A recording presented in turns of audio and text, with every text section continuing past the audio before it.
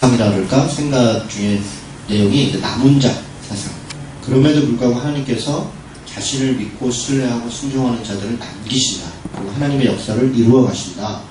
라고 하는 그런 세상이 있었고요. 그 다음에 이제 여호와의 날, 그런 말이 있었죠. 그날, 그때, 여호와의 날. 그러니까 마지막 때에 대해서 이사야서가 상당히 많이 이야기를 합니다. 오늘 뭐 24장에서 27장은 특별히 이사야서의 종말론이라고 그러는데요. 그 부분도 잠깐 볼 텐데, 마지막 때에 대해서, 그러니까 짧게는 바벨론으로부터의 멸망을 이야기하지만 길게 보면 그것이 이 마지막 궁극적 종말 때를 이야기하거든요. 그러니까 성경이 그런 식으로 한 사건에 대해서 가까운 미래와 먼 미래를 동시에 이야기하는 경우들이 많이 있습니다. 그래서 그런 부분들을 우리가 잘 구분하면서 이렇게 보는 것이 또 성경을 읽을 때 중요한 부분 중에 하나입니다. 또 이사야서의 주제들, 뭐 돌아와라, 이건 뭐 일관적으로 선지서들의 주제인데, 이사야서에 특별히 거룩한 자 이런 말 많다 그랬죠. 거룩한 성, 거룩한 백성, 또 거룩한 자, 내가 거룩하니 너희도 거룩하라.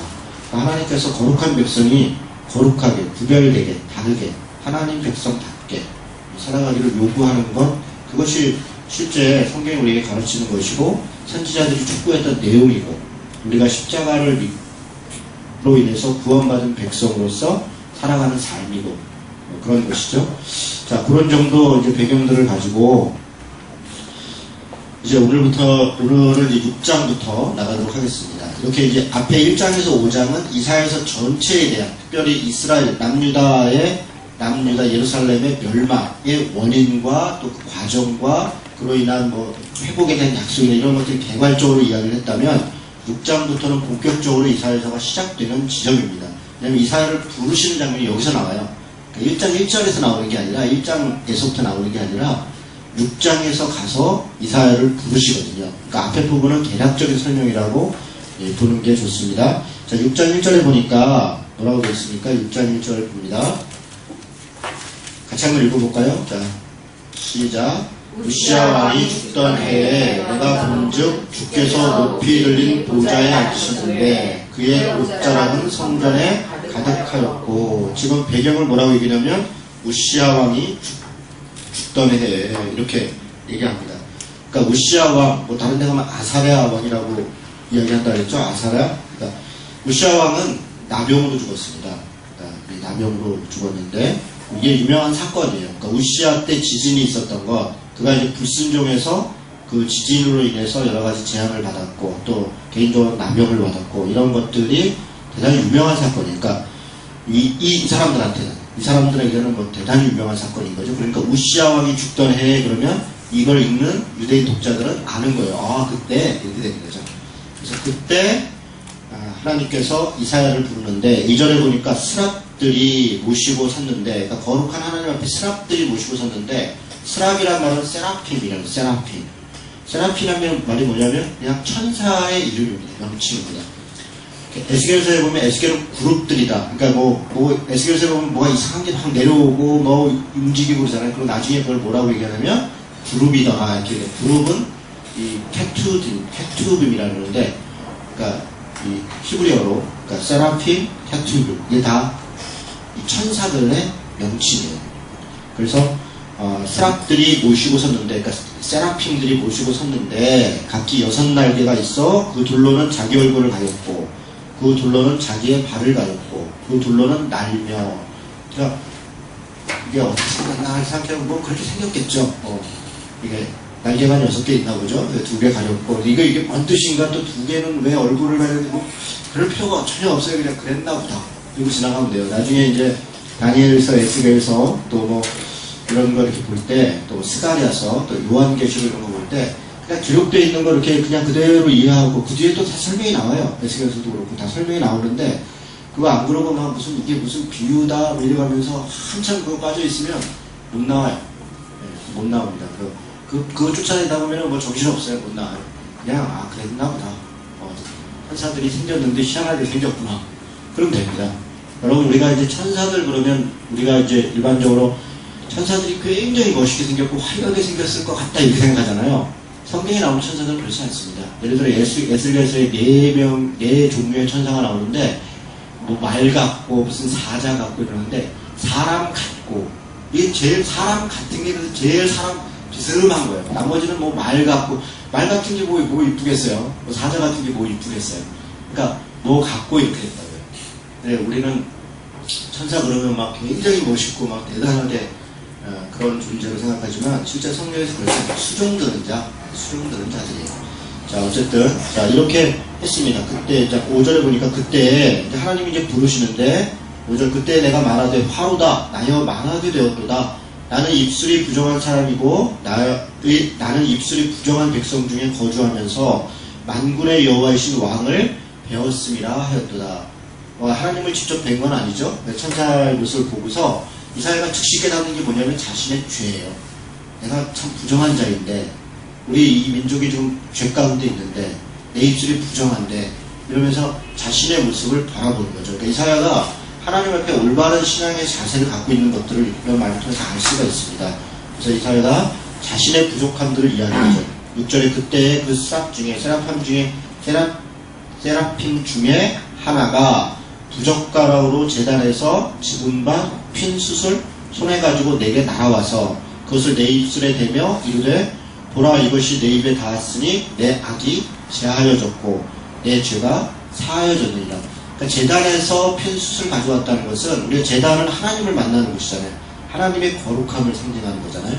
하나님의 거룩함으로 그러니까 숯으로 지지면 입이 깨끗해지나 보다 그러고 막 또 숯 지지고 막 이러면 안 돼요. 그러니까 이런 걸 이제 우리가 케이스다 이렇게 봐야지 그렇지. 그래서 성전에서 막 불 펴놓고 그 불 갖고 또 입에 막 바르고 여러분 옛날에 이런 일이 있었어요 실제로. 네. 그러니까 이 고통을 통해서 하나님을 만난다고 생각했던 사람들이 성경에 있는 것들을 한다고 여러분 마틴 루터 같은 사람 보세요. 그 고행을 한다고 자신이 시부일 때 계단에다가 이 무리를 깨갖고 쫙 놓고서 그걸 무릎으로 기어 올라가면서 피가 철철 나고 그렇게 해서 내가 십자가의 고통을 당해야 된다. 그래야 내가 구원을 받는다. 이렇게 그들이 그때는 그랬던 거예요. 마틴 루터만 그랬겠습니까? 당시에 많은 사람들이 그런 고행, 심지어는 실제 내가 십자가에 못 박히게 된다. 막 못 박혀갖고 그런 사람들이 있잖아요. 그러니까 근데 성경에 가르치면 그런 게 아닙니다. 어쨌든 하나님의 재단, 하나님의 거룩하심으로 그의 부정을 사해줬다. 그리고 얘기합니다. 8절에 내가 또 주의 목소리를 들으니 주께서 이르시되 내가 누구를 보내며 누가 우리를 위하여 갈꼬 하니 이게 이제 하나님의 탄식이죠. 내가 누구를 보내고 누가 우리를 위해 갈까?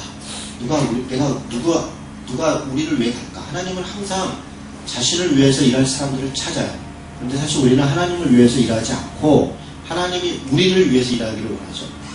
하나님이 우리를 위해서. 하나님이 예수를 믿음으로 우리를 구원해 주신 것으로 사실은 자신의 사명을 다 했거든요. 자신이 인간으로 내려와서 십자가에 죽으신 것만큼 그 이상 뭘 또 우리가 바라겠어요.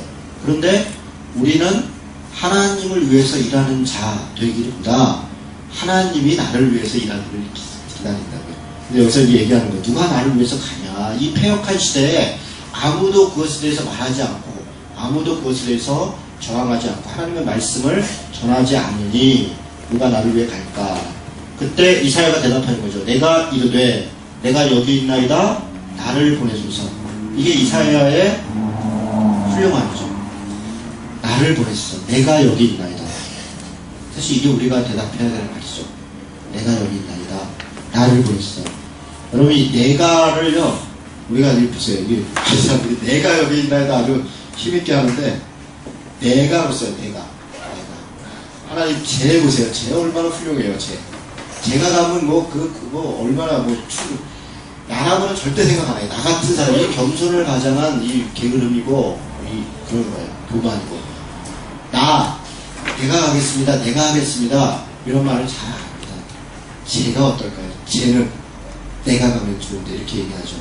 근데 내가 할 일이 무엇인가를 잘 살피고 그것에 순종하는 것이 그리스도인들에게 있어서 중요한 덕목입니다. 내가 하는 일이다. 나를 보내서 또 낄 때 안 낄 때 닦이면 또 안 되겠죠. 낄 때 안 낄 때 닦이면 안 되겠지만 그러나 내가 해야 될 일은 해야 되는 것입니다. 대체로 그런 일들은 좀 손해보는 일이에요. 해도 손해 안 보는 일들은 다른 사람이 해도 괜찮은 거예요. 근데 하면 손해보는 거 있잖아요. 그런 일들은 그게 마음에 내 안에 오면 그건 내가 할 일인가 보다 이렇게 내 돈 내야 되나 보다. 내가 가서 봉사해야 되나 보다. 표정이 별로 안 좋아. 진짜 그래요. 가만히 보세요. 조금 손해보는 일들이 내가 할 일이에요. 자, 200.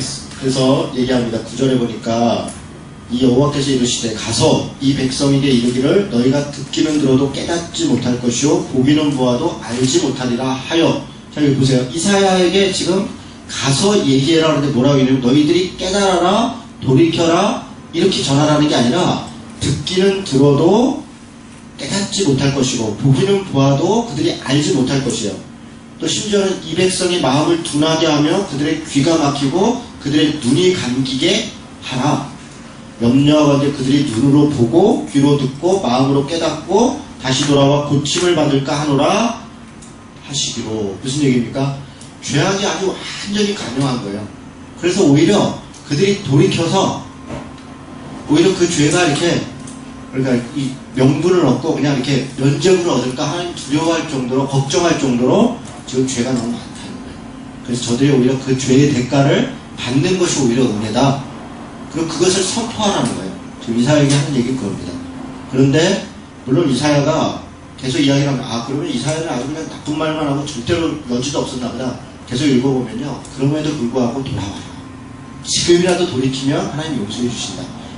우리가 마치 그런 거잖아요. 자식한테 너 이름 나가 뒤져 이렇게 어느 날 그런다면 정말 화가 나갖고 너 나가 죽어. 근데 얘가 아버지가 나한테 나가 죽으라고 그러시구나. 너 나가 정말 죽네.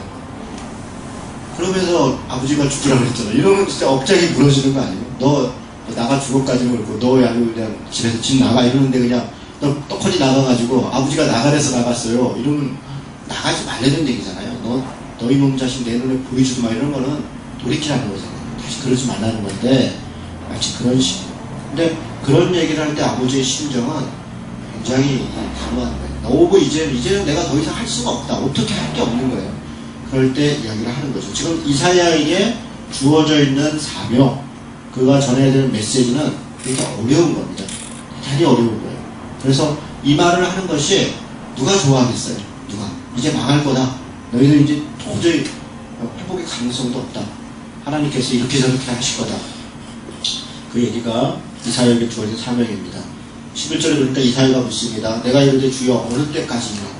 너무 이게 듣기가 어렵고 말하기가 어려운 얘기니까 어느 때까지입니까? 하였더니 주께서 대답하시되 성읍들은 황폐하여 주민이 없으며 가옥들에는 사람이 없고 이 토지는 황폐하게 되며 여호와께서는 사람들을 멀리 옮기셔서 이 땅 가운데 황폐한 곳이 많을 때까지이다.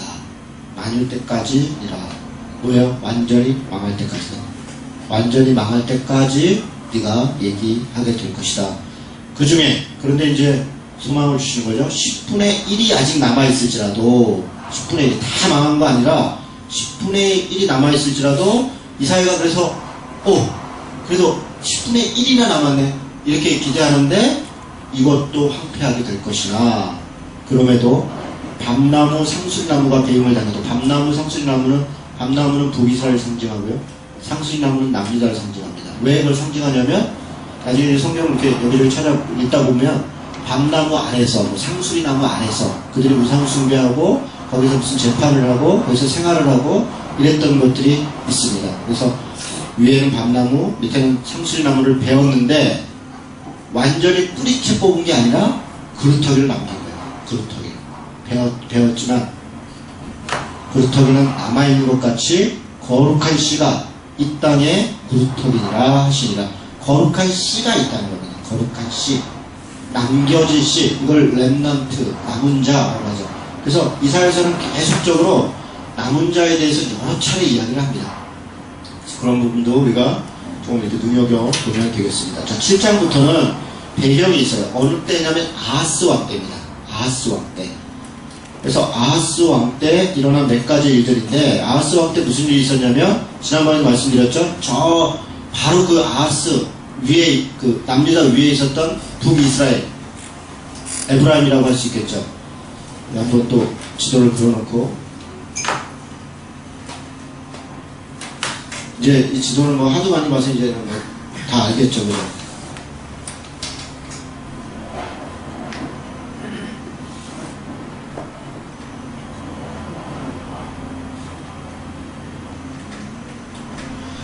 자, 여기가 남유다인데요. 여기가 홍해니까, 그러니까 염해니까 사해. 이렇게 홍해가 있는 거고요. 여기가 예루살렘, 남유다고 여기가 북이스라엘이죠. 북이스라엘. 여기를 에브라임이라고 해요. 여기서는 에브라임아 뭐 이렇게 얘기 많이 하죠. 사마리아, 뭐 사마리아 혹은 에브라임. 여기하고 요 바로 위에 있는 아람 지역 혹은 수리아 지역. 이 둘이 이렇게 연합군을 해가지고 여기를 쳐들어온 거예요. 여기를 이렇게 쳐들어오니까 아하스 왕은 저 멀리에 있는 아스리아라고 하는 나라에 도움을 요청하는 거죠. 그래서 이 과정에서 이야기하는 게 7장과 8장의 배경입니다. 그런데 이야기를 하면서 하나님께서 이 이사야의 아들들, 그러니까 이사야는 결혼을 하고요. 아들도 3명이나 있었습니다. 뭐 더 있었지만 이제 이름들 가지고 이야기를 하는 거죠. 지금 아하스 왕을 이사야가 찾아가는데 3절에 보니까 그때 여호와께서 이사야에게 이르시되 너는 내 아들 스알 야스브 너와 내 아들. 그러니까 아하스를 찾아가서 뭐라 얘기를 해라 그러는데 누굴 데려가냐면 아들을 데려가라는 거예요. 아들을. 스알 야스브를 데리고 가서 뭐라고 얘기를 하냐면 이사야에게 이르시되 스알 야스브는 윗못 수도 끝 세탁자의 밭 큰 길에 나가서 아하스를 만나서 그에게 이르기를 너는 삼가하며 조용하라. 그럼 가만히 있어라. 4절 끝에 보니까 두려워하지 말고 낙심하지 마라. 뭡니까? 도와주겠다. 하나님이 함께 하시니까 외세 이런 거 의지하지 말고 도와주겠다. 근데 그 스알 야스브의 이름이 뭐냐면 뜻이 남은 자가 돌아오리라 이런 거예요. 남은 자가 돌아오리라. 그래서 이런 모든 과정 속에 하나님이 함께 하시니까 그것을 하나님께 맡기고 이렇게 맡기고 그 결과를 따라라 이렇게 얘기를 하는데 아하스는 그렇게 하지 않죠. 아하스는 그렇게 하지 않습니다. 그래서 끝까지 아스리아를 의지합니다. 그러면서 다시 7장 14절에 보니까 그러므로 주께서 친히 징조를 너희에게 주실 것이다. 뭐냐? 보라 처녀가 잉태하여 아들을 낳을 것인데 그 이름을 임마누엘이라 하리라. 이때 임마누엘은 우리가 신약성경에서 하도 많이 봐서 예수님의 이름 임마누엘인가 보다 이렇게 생각하는데 여기서는 지금 이사야의 아들이 임마누엘이에요. 여기서 처녀는 여기 처녀라는 단어가 사실은 이 그냥 결혼하지 않은 처녀가 아니라 여인이에요. 여인. 이게 여인. 그러니까 이걸 가지고 신약성경으로 가져가서는 처녀로 번역을 한 거예요. 그러니까 여기는 이사야의 아들을 얘기하는 거고 예수님 시대는 이 말씀을 그대로 가져가서 마리아가 처녀니까 처녀, 여인, 소녀 이렇게 나눕니다. 그러니까 성인식을 한 사람은 처녀이고 그리고 결혼한 사람은 여인 이렇게 표현하고 그러니까 성인식이 안 된 12살입니다. 12살 이하는 소녀 이렇게 얘기하는 거예요. 그래서 그렇게 보면 마리아가 13살쯤 됐다는 거 알겠죠? 여러분 마리아가 13살쯤 된 겁니다. 자 어쨌든 임마누엘이라 하리라 이렇게 했는데 임마누엘 이름이 뭐냐면 하나님이 함께 계심이라 이런 뜻이잖아요. 근데 그 임마누엘이 15절에 보니까 그가 악을 버리면 선을 택할 줄 알 때가 되면 악을 버리고 선을 택할 줄 알 때가 되면 엉긴 적과 꿀을 먹일 것이라. 16절 대저 이 아이가 악을 버리며 선을 택할 줄 알기 전에 내가 미워하는 두 왕의 땅이 황폐하게 되리라. 자, 악을 미워하고 선을 택할 줄 아는 때 이게 몇 살쯤 될까요? 네, 아니 2~3살이에요. 네네. 그러니까 우리 애기들 처음 나오면요, 애들이 이게 지금 뭘 의미하냐면 아이들이 처음 나오면 악하다는 거예요. 다 죄 가운데 태어나서 우리는 성선설이냐 성악설이냐 막 이렇게 싸우지만 성경이 가르치면 성악설입니다. 인간은 타락한 존재라는 거예요. 애기들 보세요. 그 자기 조금이라도 뭐 안 주면 난리 납니다. 엄마 막 젖꼭지 깨물고 막 그게 이제 자기 중심의 모습이 아주 강한 거죠. 그러다가 이제 조금씩 내가 할 것과 하지 않을 것을 약간 구분하는 때가 2살, 3살 이럴 때라는 거예요. 그러니까 곧 2, 3년 내에 이게 이 지금 두 개 연합해서 오는 거를 내가 옆으로 황폐하게 할 거다. 그러니 하나님이 함께 하시고 이러니 걱정하지 말고 이만저만 해라 뭐 이런 얘기를 하는 건데 여전히 안 믿죠. 자, 그래서 8장에 가니까 여호와께서 8장 1절입니다. 내게 이르시되 너는 큰 선판을 가지고 그 위에 통용 문자로 마헬살랄 하스바스라 쓰라. 마헬살랄 하스바스. 내가 진실한 중인 제사장 우리아와 예베레기야의 아들 스가랴를 불러 증언하여 증언하게 하리라 이러면서 3절에 보니까 내가 내 아내를 가까이 하매 그가 임신하여 아들을 낳은지라 여호와께서 내게 이르시되 그의 이름을 마헬살랄 하스바스라 하라. 마헬살랄 하스바스라 하라 이렇게 이름인데 그 이름 뜻이 뭐냐? 약탈하고 빼앗는데 빠르다 이런 말입니다. 결국 이 나라들은 아스리아에 의해서 완전히 멸망하고요. 빨리 멸망하죠. 그리고 이 아스리아에 의해서 남유다가 또 괴롭힘을 당합니다. 빼앗기고 약탈당하고.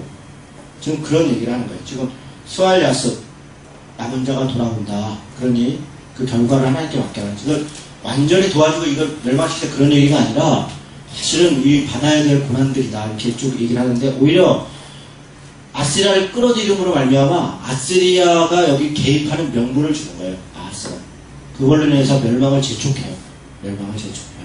그래서 이사야의 이야기들을 들었으면 사실 돌이킬 수 있는 기회들을 주는데 지금 아하스가 그 돌이킬 수 있는 기회들을 얻지 못하는 그런 장면들이 쭉 이렇게 나오는 겁니다. 자, 그리고 넘어가겠습니다. 9장으로 가봅시다. 9장에 보니까 1절에 전에 고통받던 자들에게는 흑암이 없으리로다. 옛적에는 여호와께서 스불론 땅과 납달리 땅이 멸시를 당하게 하였더니 후에는 해변길과 요단 저편의 이방의 갈릴리를 영화롭게 하였느니라. 이렇게 하면서 이제 또 희망을 주시는 거예요. 그러니까 지금 나라는 이렇게 멸망할 것인데 너희들이 다시 회복될 것이다 라고 하는 부분들이 이제 9장에 나오는 건데 2절에 보니까 흑암에 행하던 백성이 큰 빛을 보고 사망의 그늘진 땅에 거하던 자에게 빛이 비치리다. 어떤 빛이냐? 6절에 보니까 이는 한 아기가 우리에게 낳고 한 아들을 우리에게 주신 바 되었는데 그의 어깨에는 정사를 메었고 우리가 많이 듣던 거죠? 그의 이름은 기묘자라 모사라 전능하신 하나님이라 영존하시는 아버지라 평강의 왕이라 할 것이라. 그가 정사와 평강의 더함이 무궁하며 또 다윗의 왕자와 그의 나라에 군림하여 그 나라를 굳게 세우고 지금 이후로 영원히 정의와 공의로 세상을 그곳을 보존하실 것이라. 만군의 여호와의 열심히 이를 이루리라. 지금 이런 엉터리 왕들 때문에 나라가 망하지만 이후에 하나님께서 이것을 온전히 다스릴 영원한 왕 예수 그리스도를 상징하는 얘기하는 거죠. 그 왕을 보낼 텐데 그분은 그 어깨에 정사를 냈다. 정사라는 건 정치입니다. 그런 올바른 정치적인 것들을 그가 감당할 거고 기묘자라 모사라 전능하신 하나님이라 뭐 하나하나 얘기하면 좀 시간이 가서 그런 얘기예요. 거룩하신 분 또 책임있게 일을 감당하실 분 그런 분이 왕으로 오실 거라는 거예요. 그는 그 정사와 평강의 더함이 무궁한데 그의 통치의 내용이 뭐냐? 정의와 공의로. 이렇게 여기서는 정의와 공의 얘기하는데 미슈파트와 제다크라는 단어죠. 미슈파트와 제다크 뭡니까? 공평과 정의죠. 공평과 정의. 그러니까 우리 한글로 하다 보니까 원래 공이라는 말이 공평과 정의예요. 근데 어떨 때는 정의로 번역하고 어떨 때는 공의로 번역하고 어떨 때는 정직으로 번역하고 이렇게 번역을 이렇게 서로 다르게 해서 같은 단어인데 사실은 미슈파트와 제다크로 다스리라. 그러니까 억울하고 고통받는 사람들이 없도록 하겠다는 거예요. 공의롭게 다스리고 정의롭게 하겠다 하는 왕이 온다는 겁니다. 여기만 이런 게 있는 게 아니라 11장에도 그런 얘기 있죠. 11장 한번 보세요.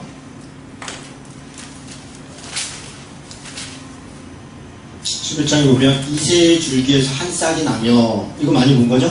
이새는 다윗의 할아버지잖아요. 아버지 그죠? 이새의 줄기에서 한 싹이 나며 그 뿌리에서 한 가지가 나서 결실할 것이다.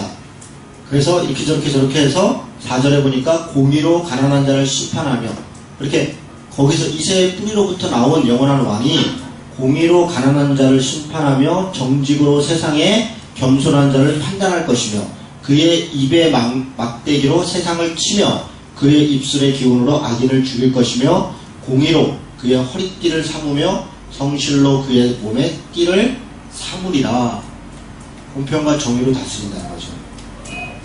그리고 6절에 그때 이렇게 하나님이 예수님이 오셔서 영원한 하나님 나라를 이루어 갈 때 그때 이리가 어린 양과 함께 살고 표범이 어린 염소와 함께 눕고 송아지와 어린 사자 살찐 짐승이 함께 있어 어린아이에게 끌리고 암소와 곰이 함께 먹고 사자가 소처럼 풀 먹고 젖 먹는 아이가 독사의 구멍에 장난하고 적된 어린아이가 독사굴에 손을 넣어도 물지 않고 내 거룩한 산 모든 곳에서 해됨도 없고 상함도 없을 것이며 물이 바다를 덮음같이 여호와라는 지식이 세상에 충만할 것이다.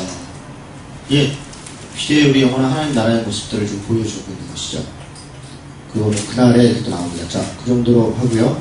지금 이렇게 흐름을 이해가 되세요? 지금 6장에 이 이사야를 불렀고 7장부터 아하스 시대에 그 멸망에 대해서 얘기하는데 이사야를 보내서 하나님만 의지해라. 근데 의지해서 살려준다 그런 얘기가 아니에요. 그래서 주저하려라. 그 결과에 따르고 순종하라. 그런데 순종하지 않아요. 그런데 여기를 아시리아와 손잡고 치는데 그 결과적으로 그렇게 외세를 끌어들인 것이 자신들을 멸망하게 되는 더 고통 가운데 임하게 되는 그런 결과가 돼. 나중에 보면 이집트하고 아시리아 사이에서 국가가 왔다 갔다 하다 결국 완전히 멸망하는 그 외세를 끌어들이는 것이 자신들을 멸망하게 되는 빌미가 돼요. 지금 이사야는 그것을 막으려는 거예요. 그런데 그렇게 순종하지 않고 근데 그런 왕들로 이렇게 나라가 멸망하고 백성이 고통하는 것에 대해서 하나님이 다시 소망을 주시는 것은 이러이러 왕이 올 것이다. 그리고 새롭게 회복될 것이다. 그런 얘기를 쭉 이렇게 기록해 나가고 있는 거죠. 자, 그 다음에 좀 보시도록 하겠습니다. 자, 민족들에 대한 심판이 13장부터 있는데요. 그러니까 아수르, 10장부터는 아수르가 이렇게 멸망시킨 게 있고, 또 남은 자 있고, 이렇게 쭉 읽어보면 될 것 같고요. 13장부터 23장까지는요, 아주 특이한 일이 있어요. 여기 보세요. 나라들이 지금 어떻게 되는 거냐면,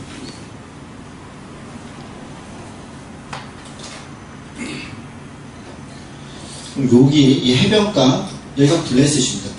블레셋 혹은 팔레스타인. 그러니까 같은 말이라고 제가 여러 번 말씀드렸죠. 블레셋은 우리 성경의 표현이고 실제로는 팔레스타인이에요.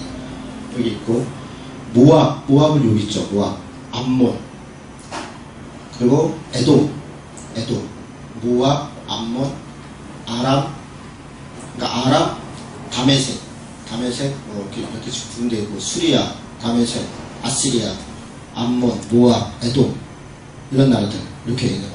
또 뭐가 있을까요? 구스는 여기죠. 에디오피아, 구스. 그리고 애굽, 구스, 애굽 이렇게 되겠죠. 그리고 예루살렘, 여기는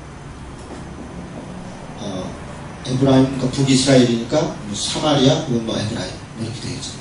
이게 이제 지금 주변 국가들의 형상이에요. 지금 당시에. 그런데 하나님께서 지금 남유다의 멸망에 대해서 이야기를 하면서 무슨 얘기를 하냐면 주변 국가들을 심판하는 것에 대해서 이야기를 해요. 바벨론, 모압, 다메섹, 구스, 애굽, 에돔, 예루살렘, 두로는 어디냐면 여기. 그러니까 두로와 시돈 이쪽이 두로와 시돈. 그러니까 두로와 시돈 이게 페니키아예요. 이 신약 시대는 페니키아와의 이스라엘 사람들은 그 페니키아와의 전쟁이 아주 끔찍한 전쟁입니다. 저는 다 이해가 안 되실 수도 있습니다. 뭐라고나 하는데 너무하니까 자꾸 듣다 보면 그런가 보다 이렇게 생각이 됩니다. 이게 뭘 얘기를 하고 싶은 거냐? 여러분 14장 26절을 보겠습니다. 14장 26절. 자, 같이 읽습니다. 시작. 이것이 온 세계를 향하여 정한 경명이며 이것이 열방을 향하여 편 손이라 하셨나니. 온 세계를 향한 하나님의 경영이라는 거예요. 그러니까 이스라엘 사람들은 착각하고 있는 게 자신들만 하나님이 선택했고 하나님이 자신들만 경영한다고 생각하는 거예요. 그러나 하나님께서 계속적으로 구약에도 그렇고 신약에도 이야기하시는 것은 전 세계를 하나님이 경영하고 계시다. 운영하고 계시다. 그래서 상천하지 하나님이다 이런 고백 하잖아요. 나압이라고 하는 여자가 당신의 하나님은 상천하지 하나님이다. 하늘과 땅을 다스리시는 하나님이다. 그런 부분을 얘기합니다. 그래서 이방 나라들이 분명히 물론 이스라엘도 망하고 남유다도 망하지만 다른 나라들을 사용하지만 핍박하고 때로 이렇게 징계하고 그러니까 다른 나라를 통해서 징계하고 때로는 심판하고 이렇게 하지만 그 나라들이 의로워서 그런 게 아니에요. 이스라엘과 남유다가 깨닫기를 원해서 외부의 막대기, 뭐 인생 막대기도 있고 이런 것들을 사용하시는데 깨닫지 않는 거예요. 그래서 본격적으로 이 남유다의 멸망에 대해서 이야기하기 전에 주변 국가들의 멸망을 먼저 이야기를 합니다.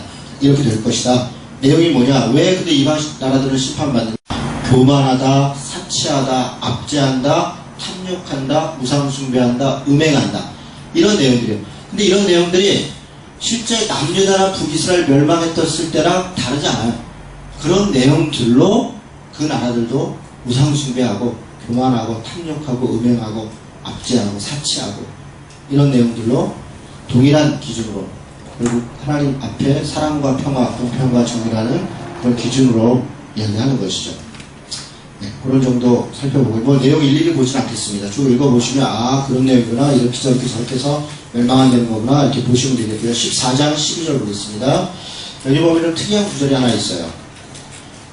12절에 보니까 너 아침의 아들 계명성이여 어찌 그리 하늘에서 떨어졌으며 너 열국을 엎은 자여 어찌 그리 땅에 찍혔는고. 여러분 계명성이라는 말이 계시록에도 나오는데 계명성은 금성 그러니까 가장 빛나는 별이에요. 빛나는 별.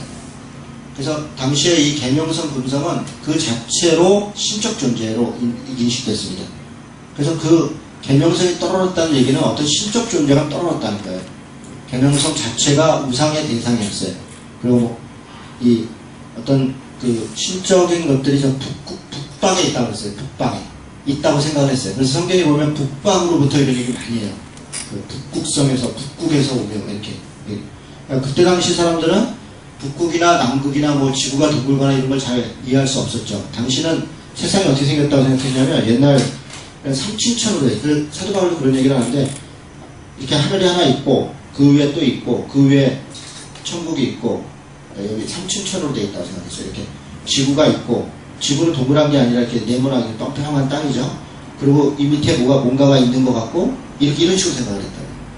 그래서 이런 가운데 저 위에 있는 것들을 그래서 천국 그리고 그냥 뭐 어떤 무슨 마귀 사탄이 있는 공간 그리고 그냥 우리가 사는 공간 이렇게 세 개의 공간으로 생각을 했고 우리는 땅에 이렇게 산다 이렇게 이런 게 이제 고대 사람들이 가지고 있던 그 인식이죠. 그래서 그걸 바탕으로 이 성경에 이렇게 표현들이 있기 때문에 그 표현들을 그대로 가지고 이야기를 하면 지금은 안 맞습니다. 네, 그것은 일종의 비유이고 인식이죠. 그러니까 좀 바뀔 필요가 있는데 자 계명성이요 어찌 그리 하늘에서 떨어졌으며 그러면 이거는 별이 떨어졌다는 게 아니라 어떤 존재가 떨어졌다는 거예요. 여기서는 바벨론의 멸망에 대해서 이야기를 하는데 이거를 그대로 계시록이나 다른 곳에서 사탄이 초창기에 하나님을 대적해서 떨어졌던 그 사단과 그 귀신의 졸개들의 어떤 것의 유비로 이걸 사용합니다. 그리고 여기서 그것을 이렇게 슬쩍 이렇게 얘기를 하고 그리고 이런 개념들을 그대로 계시록이 그대로 사용을 하는 거예요. 계시록 12장이라든가 13장이라든가 하면 이런 부분들이 나옵니다. 그래서 이런 거를 읽을 때 그렇게 이해를 하시면 되겠습니다. 에스겔도 마찬가지입니다. 여러분 에스겔을 잠깐 한번 볼까요? 에스겔에도 이런 부분이 하나 있는데 에스겔에서 28장에 보니까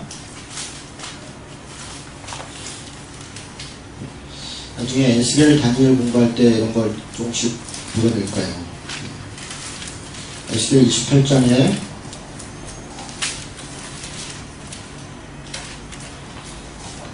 몇 절입니까? 12절부터네요. 12절 에스겔 28장 12절 이건 두로왕에 대해서 얘기하거든. 두로왕. 그런데 이 12절 보니까 뭐라고 했어요? 인자야 두로왕을 위하여 슬픈 노래를 지어 그에게 이르기를 주 여호와의 말씀에 너는 완전한 도장이었고 지혜가 충만하여 온전히 아름다운도다. 그런데 그 다음부터 설명이 좀 특이해요. 내가 옛적에 하나님의 동산 에덴에 있어서 이렇게 얘기해요. 아니 두로왕이 언제 에덴 동산에 있었나? 이렇게 되는 거죠. 그리고 그 앞에 설명도 그렇잖아요. 너는 완전한 도장이었고 지혜가 충족하며 온전히 아름다웠다. 두로왕이 이런 존재는 아닌데 일개 왕인데 그런데 내가 옛적에 하나님의 동산 에덴에 있어서 각종 보석 곧 뭐 이런저런 보석으로 단장했고 내가 지음을 받던 날에 너를 위하여 소고와 비파가 준비되었는데 너는 기름 부음을 받고 지키는 그룹이었으며 여기 나오죠. 그룹 그러니까 캡튜빔 그러니까 어떤 천사였다는 거예요. 어떤 영적 존재였다는 거예요. 어떤 존재였는데 내가 너를 세움에 내가 하나님의 성산에 있어서 불타는 돌길 사이에 왕래했었다.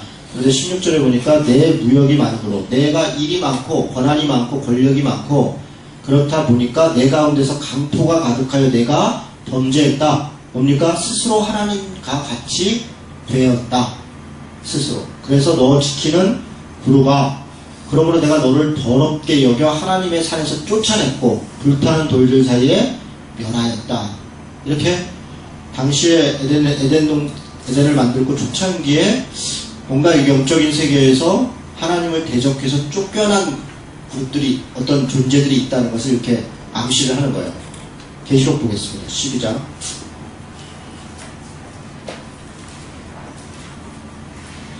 계시록 12장 3절을 보겠습니다. 3절.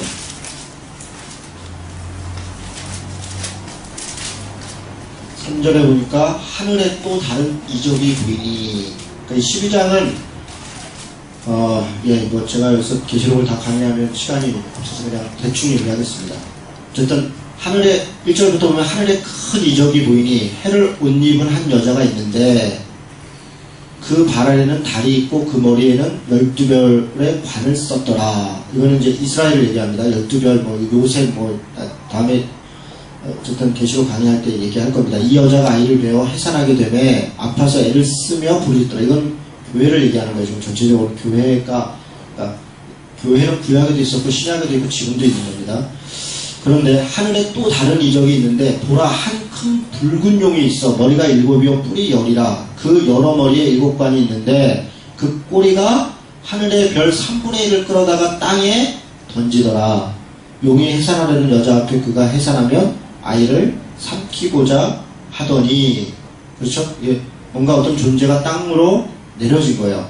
그래서 그 여자가 광야로 도망하며 거기서 1210일 동안을 그를 양육하고 하나님께서 예비하신 곳에 있더라. 하늘에 전쟁이 있으니 미가엘과 그의 사자들이 용과 더불어 싸울세 용과 그의 사자들도 싸우나 이기지 못하고 다시 하늘에서 그들이 있을 곳을 얻지 못한지라 큰 용이 내쫓기고, 그렇죠? 옛뱀 곧 마귀라고도 하고 사탄이라고도 하며 온천을 꿰는 자라. 그가 땅으로 내쫓기니 그의 사자들도 그와 함께 내쫓기니라. 아까 이사야서 읽었던데, 에스겔 읽었던데 그런 내용의 장면들을 여기서 인용하고 있죠. 인용하고 있는 겁니다. 그래서 어떤 영적인 존재의 싸움들이 있었고, 그리고 그런 존재들이 내려갔고, 그래서 이 땅 안에 사단의 존재들이 우리와 함께 지금 있는 것을 설명하고 있는 것이죠. 다시 이사야로 가겠습니다. 그런 정도 이렇게 대충 훑어보시고요. 자, 이사야 24장부터 보면 이제 이사야의 종말론이 나옵니다. 이사야의 종말론. 그게 무슨 얘기냐면 이사야가 종말에 대해서 가졌던 관점인데요. 할만하세요? 괜찮으세요? 막 쭉 이렇게 가니까 어렵죠? 그냥 내용을 한번 훑는 거니까요. 아까 우리 한길 집사님하고도 얘기를 했는데 이 강의를 듣고 꼭 읽으셔야 돼요. 읽지 않으면 땡입니다. 거의 다 저도 강의하고 잊어버리는 거예요. 여러분 이거 읽어봐요. 제가 이렇게 훑어줬으니까 그걸 읽어봐야 이게 이런 내용이었구나 이렇게 해서 그렇게 잘 따라오신 분은 성경이 원만하게 이해가 됩니다. 그래서 꼭 한번 읽어보셔야 돼요. 자, 24장부터 보면 24장 1절에 보니까 보라, 여호와께서 땅을 공허하게 하시며 황폐하게 하시며 지면을 뒤집어 엎으시고 그 주민을 흩으시리니. 그러니까 예루살렘이 이 이사 20장에서 27장은 두 가지를 이렇게 그거를 신학 용어로 뭐라 그러는데 제가 잊어버렸네요. 그러니까 어떤 한 말씀이 가까이 있는 미래를 예언하고 동시에 먼 미래를 예언하는, 이걸 원근 동시 무슨 어쩌고 뭐라 그러는데 대충 그런 내용이에요. 그러니까 24장에서 27장의 내용은 다른 내용들도 그렇지만 예루살렘의 멸망만 얘기하는 게 아니라 그것도 물론 얘기하고 동시에 최후의 심판에 대해서도 이야기를, 멸망 때를 얘기를 해요. 그러니까 마태복음이 그렇죠. 마태복음 같은 데에도 보면 누가복음도 마찬가지로 복음서에도 그 마지막 멸망에 대해서 얘기할 때 AD 70년에 예루살렘 성이 멸망하는 그 장면들도 얘기하지만 주님이 오실 때 완전히 주님이 오셔서 이 땅이 영원한 하나님 나라로 갈 때 그때를 또 이렇게 얘기하기도 하거든요. 그래서 그 부분을 잘 이렇게 구분해서 보는 게, 동시적으로 보는 게 대단히 중요합니다. 자, 어쨌든 보라 여호와께서 땅을 공허하게 하시며 황폐하게 하시며 지면을 뒤집어 엎으시고 그 주민을 흩으셨느니라. 18절에 보니까 두려운 소리로 말미암아 도망하는 자는 함정에 빠지겠고 함정 속에 올라오는 자는 올무에 걸리리니 이는 위에 있는 문이 열리고 땅의 기초가 진동함이로라.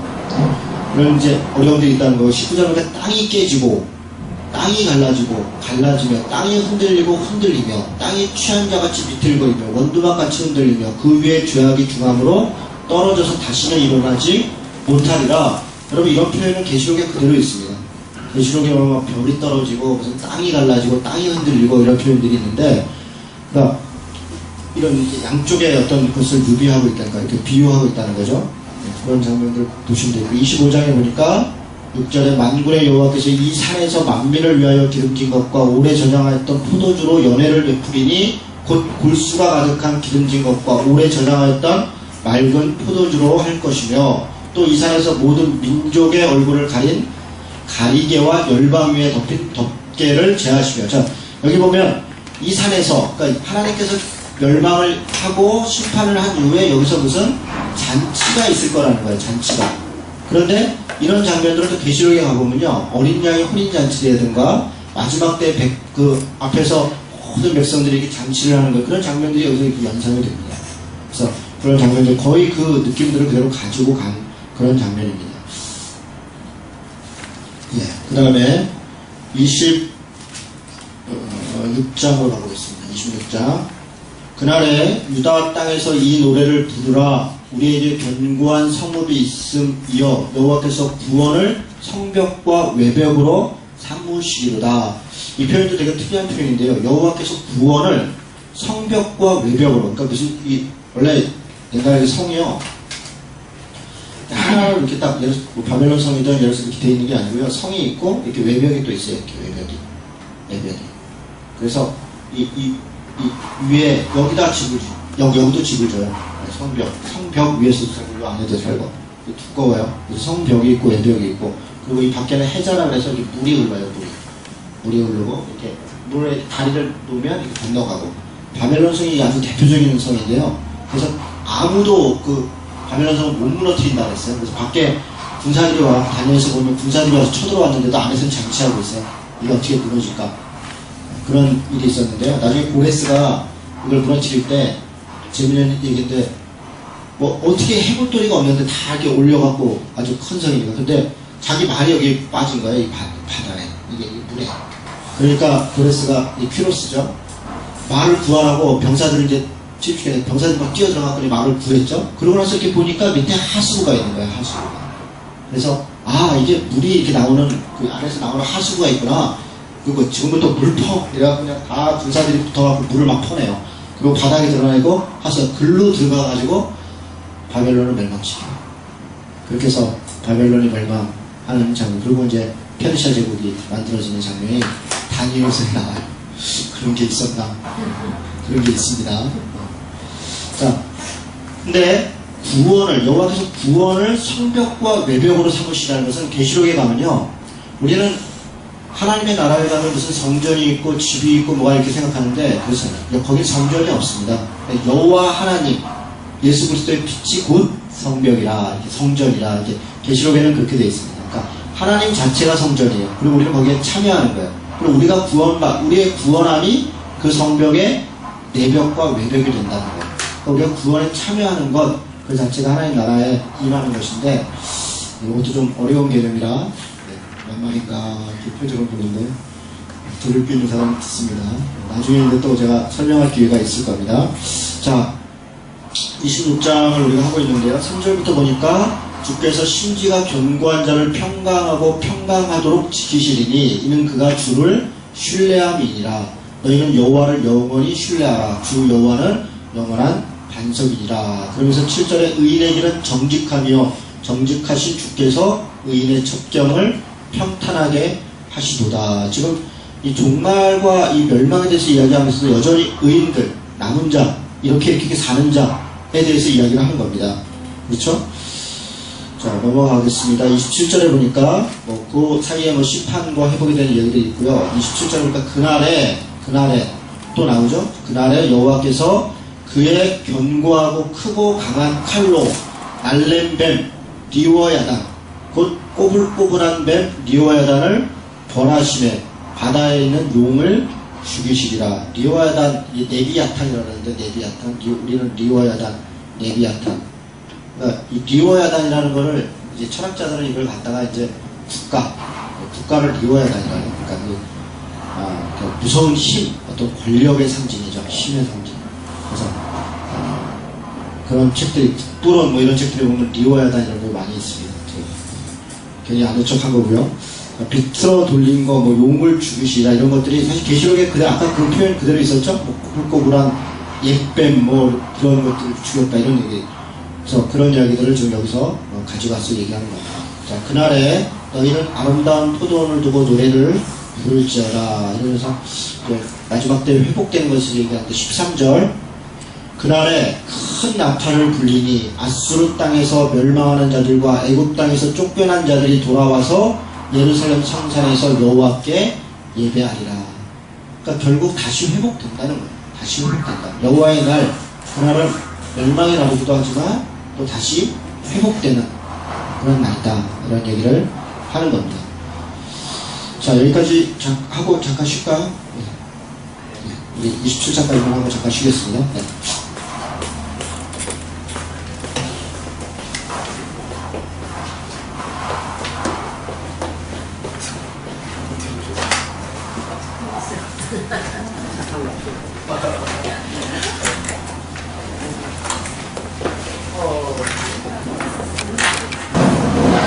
이사야서 28장부터 35장은 심판과 축복에 대한 그런 예언의 내용들이 있는데 28장 1절에 보니까 에브라임이 이렇게 돼 있어요. 에브라임은 어디라 그랬죠? 이스라엘이죠? 그래서 북이스라엘. 이제 알겠죠? 29장 1절에 보니까 아리엘 이렇게 돼 있어요. 아리엘은 예루살렘을 가리키는 그 밑에 갑주로 딱 되어 있네요. 아리엘. 그래서 예루살렘, 그러니까 이 북이스라엘의 심판, 예루살렘의 심판에 대해서 이야기를 하는 거예요. 그래서 28장 14절에 보니까 이러므로 예루살렘에서 이 백성을 다스리는 너희 오만한 자여 여호와의 말씀을 들으라. 이렇게 하면서 이렇게 쭉 어쨌든 내용 읽어보시면 북이스라엘과 예루살렘의 멸망에 대해서 얘기하는데 왜 멸망하는가 그런 얘기들이 30장부터 나오는데요. 가기 전에 29장 13절 보면 주께서 이르시되 이 백성이 입으로는 나를 가까이 하며 입술로는 나를 공경하나 그들의 마음은 내게서 멀리 떠났나니. 그러니까 입술과 말로는 하나님을 공경하지만 이미 마음으로부터는 떠나 있고 그들이 나를 경외함은 사람의 계명으로 가르침을 받았을 뿐이라. 그러므로 내가 이 백성 중에 기이한 일, 곧 기이하고 가장 기이한 일을 다시 행하리니 그들 중에서 지혜자의 지혜가 없어지고 명철자의 총명이 가려지리라. 멸망에 대해서 이야기하면서 한 대목인데요. 좋은 말씀이라 읽어드렸습니다. 30장부터 보겠습니다. 30장에 보니까 2절에 그들이 바로의 세력 안에서 스스로 강하려 하며 애굽의 그늘에 피하려 하여 애굽으로 내려갔으되 나의 입에 묻지 아니하였도다. 그러니까 이집트를 의지하고 있다는 거죠. 지금 이집트를 외세를 의지하고 있고, 그러므로 바로의 세력이 파라오죠. 그러니까 성경에 바로 이거는 그냥 파라오예요. 파라오의 세력이 너희의 수치가 되며 애굽의 그늘에 피함이 너희의 수욕이 될 것이다. 이집트를 외세를 의지하는 것도 31장에 보니까 30장 31절에 보니까 여호와의 목소리에 아수르가 낙담할 것이며 주께서는 막대기로 치실 것이다. 이건 뭐냐면 뒤에 또 아수르를 의지하거든요. 한편으로는 이집트를 의지하다가 한편으로는 또 아수르를 의지하다가, 그러니까 이쪽에 아수르 밑에 이집트, 여기를 그냥 왔다 갔다 셀 때마다 그쪽 가서 붙었다 저쪽 가서 붙었다. 그리고 그렇게 된 것이 멸망의 원인이 되는 겁니다. 32절에 여호와께서 예정하신 몽둥이를 아수르 위에 더하실 때마다 소고를 치며 수금을 탈 것이며 그는 전쟁 때 팔을 들어 그들을 치시리라. 31절에 보니까 도움을 구하러 애굽으로 내려가는 자들은 화 있을진저. 그렇죠? 요거요, 애들고 내려가는 자는 하였을죠. 그럼 어떻게 하라는 거냐? 32장 1절에 보세요. 32장 1절. 보라, 장차 한 왕의 공의로 통치할 것이요, 한 왕이 공의로 통치할 것이요, 방백들이 정의로 다스릴 것이며, 그러면서 뭐 줄줄줄줄 나오다가 11절부터 보니까 마침내 위에서부터 영을 우리에게 부어주시니 광야가 아름다운 밭이 되며 아름다운 밭을 숲으로 여기가 되리라. 그때 정의가 광야에 거하며 공의가 아름다운 밭에 거하리니 공의의 열매는 화평이요 공의의 결과는 영원한 평안과 안정이라. 이 말씀 안에는 이런 장차 이런 왕이 올 것인데 결국 하나님만을 의지해라, 그런 얘기입니다. 그리고 그렇게 하지 못했을 때 나중에 이후에 회복될 때 아까도 뭐 여러 번 나왔던 그런 이야기들이 있고요. 그 다음에 넘어가서 33장 넘어가서 14절부터 보면 좀 특이한 장면이 하나 있어요. 14절, 16절 이건 같이 한번 읽어봅시다. 자, 시작. 시온의 죄인들이 두려워하며 경건하지 아니한 자들이 떨며 이르기를 우리 중에 누가 삼키는 불과 함께 거하겠으며 우리 중에 누가 영원히 탄 것과 함께 거하리오 하도다. 오직 공의롭게 행하는 자, 정직히 말하는 자, 토색한 재물을 가지 여기는 자, 손을 흔들어 뇌물을 받지 아니하는 자, 귀를 막아 피 흘리려는 꾀를 듣지 아니하는 자, 눈을 감아 악을 보지 아니하는 자, 그는 높은 곳에 거하리니 견고한 바위가 그의 요새가 되며 그의 양식은 공급되고 그의 물은 끊어지지 아니하리라. 여기 이제 누가 남은 자이냐, 누가 남은 자가 될 것이냐 라고 하는데, 공의롭게 행하는 자, 정직히 말하는 자, 토색한 물건을 가지는 자들, 손을 흔들어 뇌물을 받지 않고 귀를 막아 피 흘리는 꾀를 듣지 않고 눈을 감아 악을 보지 않고, 그러니까 죄 가운데 속하지 않고 거기에 함께하지 않고, 그렇죠? 공의와 정의를 행하고. 이게 어려운 일이에요. 지금 우리가 읽을 때는 그런가 보다, 남들이 다 그렇게 하는데 거기 앉기가 쉽습니까? 그런 가운데서 그렇게 안 끼면 사실 고난을 자초하는 건데, 그렇게 공의를 따르고 하나님의 말씀을 따르고 가는 자, 그런 자들이 높은 곳에 걸 것이고 견고한 바위가 그의 요새가 되며 그의 양식은 공급되고 그의 물은 끊어지지 아니할 것이다. 그렇게 말씀하신 겁니다. 자, 그러다가 이제 34장에 보니까 여호와의 원수를 벌하는데, 이 34장이 참 특이해요. 그러니까 이 34장을 사람들이 좀 잘 못 이해하는 부분이 있는데요. 여러분 34장 16절 한번 보겠습니다. 16절. 같이 한번 읽어볼까요? 시작. 너희는 여호와의 책에서 찾아 읽어보라. 이것들 가운데서 빠진 것이 하나도 없고 제 짝이 없는 것이 없으리니 이는 여호와의 입이 이를 명령하셨고 그의 영이 이것들을 모으셨습니다. 우리가 이 말씀 많이 인용하잖아요. 어떤 때 인용합니까?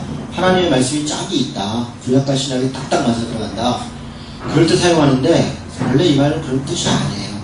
왜냐, 이거는 여기부터 얘기하면 너희는 여호와의 책에서 찾아 읽어봐라.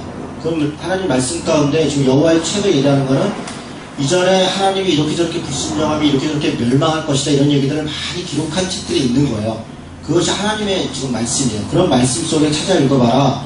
이 가운데 빠진 게 없는데 제 짝이 없는 것이 없으리니. 이때 제 짝은 뭐냐면, 짝이라는 말이 네으타크라는 단어인데 이게 이제 암수짝이에요. 암수짝. 그 동물의 짝을 얘기할 때 이 짝이에요. 그러니까 이런 가운데 빠진 것이 하나도 없고 그 동물의 짝들이 없는 것이 없으리니 이는 여호와의 입이 이를 명령하셨고 그의 영이 이것들을 모으셨습니다. 그러면 어떤 동물의 짝들이 여기 있다는 거냐? 34장의 배경을 알 필요가 있어요. 내용을. 이게 뭐냐? 1절 보세요. 열국이여 너희는 나와 들을지어다. 민족끼리여 귀를 기울일지어다. 땅과 땅에 충만한 것 세계와 세계에 나는 모든 것이여 들을지어다. 그러면서 대저 여호와께서 열방을 향하여 진노하시고 그들의 만군을 향하여 분내사 그들을 진멸하시며 사륙당하게 하셨음이죠. 아까 우리 예루살렘의 멸망 이런저런 거 얘기하다가 앞에 부분에 뭐가 있으면 바벨론서부터 해서 이방 나라들이 쭉 멸망하는 것 에서 이야기했잖아요. 지금도 마찬가지. 다시 한번 그걸 반복하면서 예루살렘의 멸망과 이런 것들 얘기하면서 34장 한 장은 열국들도 결국은 멸망할 것이다. 그 주변 나라들도 하나님의 분노 가운데 하나님이 그것을 다스릴 것이다. 이렇게 얘기를 하면서 특별히 8절부터 보면 에돔에 대해서 찍어서 얘기해요. 에돔을 왜 얘기하냐? 에돔은 에서의 후손입니다. 에서는 야곱과 쌍둥이에요. 그래서 에서에 대해서는요, 에돔에 대해서는 굉장히 이렇게 단호하게 얘기합니다. 오바댜 선가요? 아니야. 무슨 소식? 오바댜 선가. 갑자기 생각이 나네. 지금 딱 한 장짜리인데, 그 에돔 멸망에 대해서 요리한 책. 그게 오바댜 선가요? 아니. 맞아요? 아니, 맞대네. 네, 오바댜서는 아예 에돔 멸망에 대해서만 얘기한 게 그 한 장의 책이에요. 그럴 정도로 에돔에 대해서는, 왜냐면 같은 민족인데 대단히 잘못한 것들이 많거든요. 그래서 여기서도 지금 대표적으로 에돔을 갖고 얘기를 하는데 8절에 보세요. 이것은 여호와께서 보복하시는 날이요 시온의 송사를 위하여 신원하시는 날이라. 신원은 뭐예요? 갚는 거잖아요. 보복하시고 갚고. 누구의 고통을 갚냐면 이스라엘 백성들이 주변 국가들로부터 애매하게 고난당한 것들이 있어요. 억울한 게. 또 혹은 자신의 잘못들을 하나님이 사용해서 그 고난을 했는데 너희들은 깨끗하냐 이렇게 되는 거예요. 그래서 그들에 대해서도 징벌하시는 것들이 있어요. 그래서 그걸 복수하는데 9절에 보니까 에돔의 시내들은 변하여 역청이 되고, 에돔의 시내들이 변하여 역청이 된다. 역청은 뭐랄까 꿀 같은 거잖아요. 그러니까 이게 거의 살기 어려운 데가 된다. 그 터 끝은 유황이 되고 그 끝은 불붙는 역청이 되며, 그러니까 역청이 이게 꿀이라기보다는 뭐냐, 그러니까 석유 아스팔트 같이 완전히 황폐한 그런 땅들이 된다는 거예요. 못 쓰는 그런 것들이. 낮에나 밤에나 꺼지지 아니하고, 그 불이 꺼지지 아니하고 그 연기가 끊임없이 떠오를 것이고 세세에 황무하여 그리로 지나갈 자가 용명이 없겠고, 이렇게 철저히 멸망할 거라는 거예요. 당아새와 고든도치가 그 땅을 차지하고 부엉이와 까마귀가 거기 살 것이다. 사람은 씨알도 찾아볼 수가 없고 이렇게 온갖 짐승들이 와서 살 것이다. 그래서 그들이 국가를 이루려 하여 귀인들을 부르되 아무도 없겠고 그 모든 방법도 없게 될 것이며, 그 궁궐에는 가시나무가 있고 뭐 등등 있고 승냥이와 타조와 들짐승과 이리와 순념수와 올빼미와 이런 것들이 와서 살게 될 것이다. 그러면서 16절에 너희는 여호와의 길에 읽어봐라. 이런 짝들이 없는 게 없을 거야. 이런 짐승들이 다 와서 지들이 짝을 뺏고 이렇게 풍성하게 살고 인간은 멸망할 것이다. 그런 얘기를 하는 거예요. 그러니까 이 말씀의 뜻이 원래 배경이나 내용은 그런 내용입니다. 됐죠? 35장부터 다시 보겠습니다. 35장은 이제 뭐 거의 마무리가 되는 건데요. 광야와 메마른 땅이 기뻐하며 사막이 백합과 같이 피워 즐거워하며, 어떤 이렇게 회복을 다시 한번 얘기죠. 하나님께서 다시를 구하시리라, 이런 얘기를 하는 거예요. 4절에 보니까 하나님이 오사 너희를 구하시리라. 이게 이사야입니다. 예사야후. 하나님이 너희를 구하시리라. 이게 하나님이 너희를 구하시리라. 이게 이사야의 이름이죠. 8절 거기에 대로가 있어 그 길을 거룩한 길이라 일컫는 바 되리니 깨끗하지 못한 자는 지나가지 못하겠고 오직 구속함을 입은 자들을 위하여 있게 될 것이라. 우매한 행위는 그 길로 다니지 못할 것이며 거기에는 사자가 없고 사나운 짐승이 그리로 올라가지 아니하고 그것을 만나지 못하겠고, 여호와의 속량함을 받은 자들이 돌아오되 노래하며 시온에 이르러 그들의 머리 위에 영영한 희락을 띠고 기쁨과 즐거움을 얻으리니 슬픔과 탄식이 사라지리라. 이게 다시 회복에 대해서 얘기하죠. 자, 36장에서 39장은 지난번에 한번 이야기를 했습니다. 열왕기의 내용하고 똑같다 그랬죠. 열왕기의 내용을 그대로 삽입한 겁니다. 18장 13절에서 20장 19절하고 내용이 똑같아요. 내용은 뭡니까? 히스기야 시대에 히스기야가 병이 들었어요. 그때 이사야가 너 죽을 거다 이렇게 얘기했더니 이 사람은 깜짝 놀라서 벽을 보고 막 기도하고 회개하고 하니까 15년 목숨이 연장됐다. 네, 그런 얘기예요. 그러면서 나중에 낳았는데 어떤 일이 있었냐. 37장을 보세요. 37장 38장 넘어가서 39장 병이 나니까 39장 1절에 보니까 그때 발라단의 아들 바벨론 왕 무로닥 발라단이 히스기야가 병들었다가 나았다함을 듣고 히스기야에게 글과 예물을 보낸지라. 지금 이 발라단의 아들 바벨론 왕, 바벨론에서 지금 이렇게 사신을 보냈다는 거예요. 그런데 그 사신이 왔는데 거기에 히스기야가 교만을 떨어요. 자기가 낳은 것도 하나님의 은혜로 병이 난 것도 이것도 뭐 자기 스스로 대단하고 자기 나라가 지금 이게 아주 그냥 대단한 것도 보여주고, 그래서 곡간을 열어서 우리가 얼마나 잘 사는지 막 자랑도 하고 이래요. 그랬더니 그 어떤 사신이 가서 보고를 하니까 그래? 거기 그렇게 먹을 게 많아? 그럼 가서는 먹지 뭐 이런 거 쳐들어온다고. 그런 얘기를 5절에 보니까 이사야가 히스기야에게 이르되 왕은 만군의 여호와의 말씀을 들으소서. 보라 날이 이르니 내 집에 있는 모든 소유와 내 조상들이 오늘까지 쌓아둔 것이 모두 바벨론으로 옮긴 바 되고 남을 것이 없으리라. 여호와의 말씀이니라. 내게서 태어날 자손 중에 몇이 사로잡혀 바벨론 왕국의 환관이 되리라 하셨나이다. 이렇게 교만을 떠니까 그걸로 인해서 징벌을 받을 거다. 그런데 내게서 태어날 자들이 이렇게 얘기했단 말이야. 내 때가 아니라 내 후손에서. 그랬더니 이거에 대해서 히스기야의 답변이 뭐냐? 8절입니다. 같이 한번 읽겠습니다. 시작. 히스기야가 이사야에게 이르되 당신이 이른 바 여호와의 말씀이 좋소이다. 또 이르되 내 생전에는 평안과 견고함이 있으리라 하시니라. 여러분 보세요. 내 때는 아니군요. 다행이네요. 이러고 왔다. 여러분 히스기야가 이게 황당하지 않아요? 그리고 히스기야의 아들 므낫세 때부터 완전히 나라가 박살이 납니다. 박살이 납니다. 그러니까 히스기야에 대한 평가가 이런 면에서 조금 이렇게 안 좋은 부분들이 있어요. 이런 부분들이. 자, 36장, 39장에 그런 내용이에요. 자, 지금까지 우리는 전반부를 끝냈습니다. 이사야서의 전반부. 이사야서의 전반부 내용이 뭡니까? 예루살렘이 우상 숭배하고 공평과 정의를 행하지 않는 거로 말미암아 멸망할 거라는 거예요. 거기만 그런 것이 아니라 그 주변 국가들도 다 하나님의 역사 가운데서 이렇게 저렇게 치리하고 하실 거라는 거예요. 그리고 그런 이야기들이 쭉 있어요. 마치 구약성경 같죠. 다시 돌아오라 그러고 다시 회복된다 그러고 여러 가지 이야기들을 하지만 결국은 순종하지 않고 그래서 이런 장면까지 왔어요. 그리고 나서 이제 40장부터는 완전히 또 분위기가 달라집니다. 이스라엘의 구원과 회복에 대해서 이야기를 하는데요. 여러분 40장 1절부터 보겠습니다. 3절부터 보니까 뭐라고 외치는 자의 소리여 이르되 너희는 광야에서 여호와의 길을 예비하라. 사막에서 우리의 하나님의 대로를 평탄하게 하라. 골짜기마다 도두어지며 산마다 언덕마다 낮아지고 고르지 아니한 곳이 평탄하게 되며 험한 것이 평지가 될 것이다. 지금 이게 예언같이 얘기를 하는 거예요. 그런데 6절 그러니까 말하는 자의 소리에 이르되 외치라. 대답하되 내가 무엇이라 외치리까. 이르되 모든 육체는 풀이고 그의 모든 아름다운 들의 꽃과 같으니 푸른 마르고 꽃이 시드는 여호와의 기운이 그 위에 불미라. 이 백성은 실로 풀이로다. 푸른 마르고 꽃은 시드나 하나님의 말씀은 영원히 서리라. 그러면서 마치 외치는 자의 소리요 뭐 이렇게 얘기하는 무슨 세례요한 얘기하는 것 같죠. 그런 느낌들이 있는 거예요.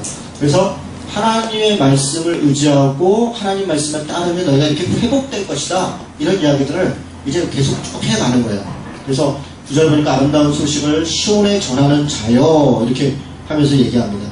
여러분 이 출애굽 그러니까 출페르시아라는데 그러니까 바벨론에 포로 잡혀갔다가 나중에 이제 나와요. 페르시아 때 돌아오는 겁니다. 그러니까 바벨론이 나라가 정복되죠. 휘로스 고레스 때. 고레스에 의해서 바벨론이 멸망한다고요. 멸망하고 거기에 제국이 만들어지는데 그게 페르시아입니다. 페르시아. 그걸 우리 성경에서는 바사 이렇게 얘기해요. 바사. 아니 바사죠 바사. 네. 바사 이렇게 얘기해요.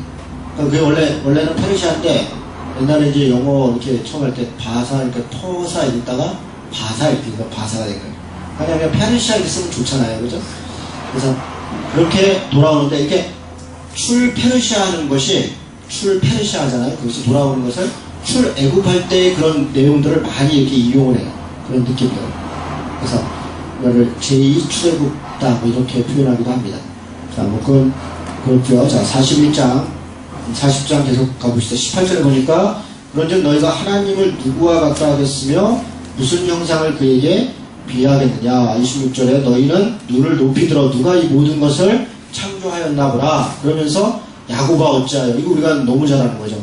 이스라엘아 내가 이르기를 내 길은 여호와께 숨겨졌으며 내 송사는 하나님께 벗어난다 하느냐. 너는 알지 못하느냐 듣지 못하느냐. 영원하신 하나님 땅끝까지 창조하신 이는 피곤치 않고 곤비치 않고 명철이 한이 없으시며 피곤한 자에게는 능력을 주시고 무능한 자에게는 힘을 더하시나니 소년이라도 피곤하고 곤비하고 장정이라도 넘어지고 자빠지되 오직 여호와를 앙망하는 자는 새 힘을 얻을 것이다. 독수리 날개침같이 올라갈 것이다. 다름질에도 곤비치 않고 걸어가도 피곤치 아니할 것이다. 여러분 보세요. 40장 딱 시작하자마자부터 분위기가 확 달라지죠. 그래서 소망을 주고 힘을 주고 위로를 주고 이런 말씀들이 막 시작되죠. 그러니까 이게 굉장히 분위기가 확 달라져요. 41장 2절에 보니까 누가 동방에서 사람을 일깨워서 공의로 그를 불러 자기 발 앞에 이르게 하였느냐. 지금 무슨 얘기냐면 동방에서 어떤 사람을 불러서 멸망했던 이스라엘을 예루살렘을 다시 회복시키는 어떤 동방의 의인이 있다는 거야. 근데 이 동방의 의인이 누구냐? 이게 누굴까요? 이게 고레스입니다. 여러분 41장 25절 보세요. 41장 25절. 여기도 보면 내가 한 사람을 일으켜 북방에서 오게 하며 내 이름을 부르는 자를 해돋는 곳에서 오게 하였나니 그가 이르러 고관들을 석회같이 토기장같이 진흙을 밟을 것이라 하니라. 이렇게 얘기하면서 44장 28절 44장 28절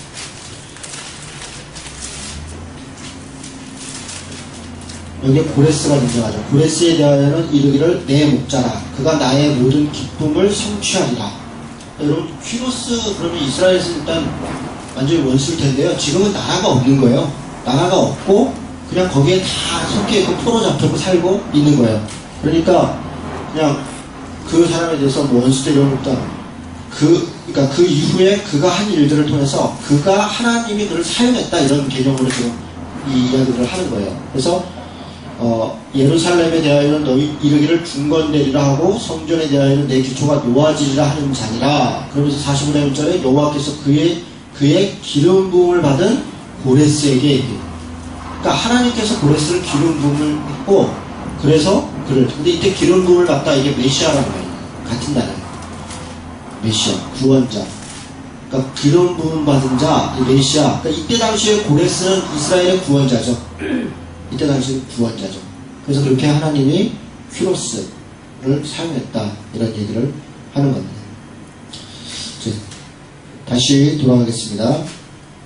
42장으로 돌아가죠. 41장 8절부터. 그래서 그러나 나의 종 이스라엘아 내가 택한 야곱아 나의 벗 아브라함의 자손아 이러면서 10절부터 두려워하지 말아라. 내가 너와 함께함이라 놀라지 마라. 나는 내 하나님이 됩니다. 내가 너를 굳세게 하리라. 참으로 너를 도와주리라. 참으로 나의 의로운 오른손으로 너를 붙들리라. 이거 어디서 많이 봤죠? 어디서 본 거예요? 여호수아서 1장 8절. 그렇죠. 그냥 그대로 거의 사용한 거죠. 하나님이 도와주시고 하실 것이다. 뭐 그런 얘기를 쭉 진행이 되고요. 42장에 보니까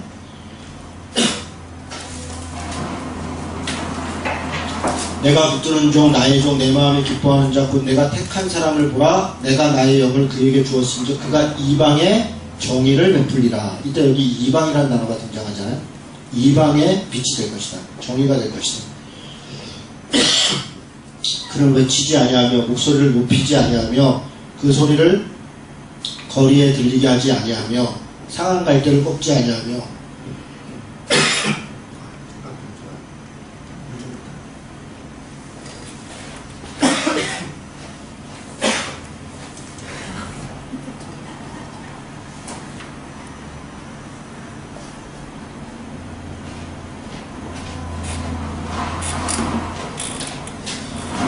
이런 말씀들이 다 예수님에 대한 그 인용으로 다 사용되죠. 그래서 상한 갈대를 꺾지 않고 꺼져가는 등불을 끄지 않고 진실로 정의를 시행할 것이고 그는 쇠하지 않고 낙담하지 않고 세상에 정의를 세우기 위하여 섬들이 이 교훈을 앙망하리라.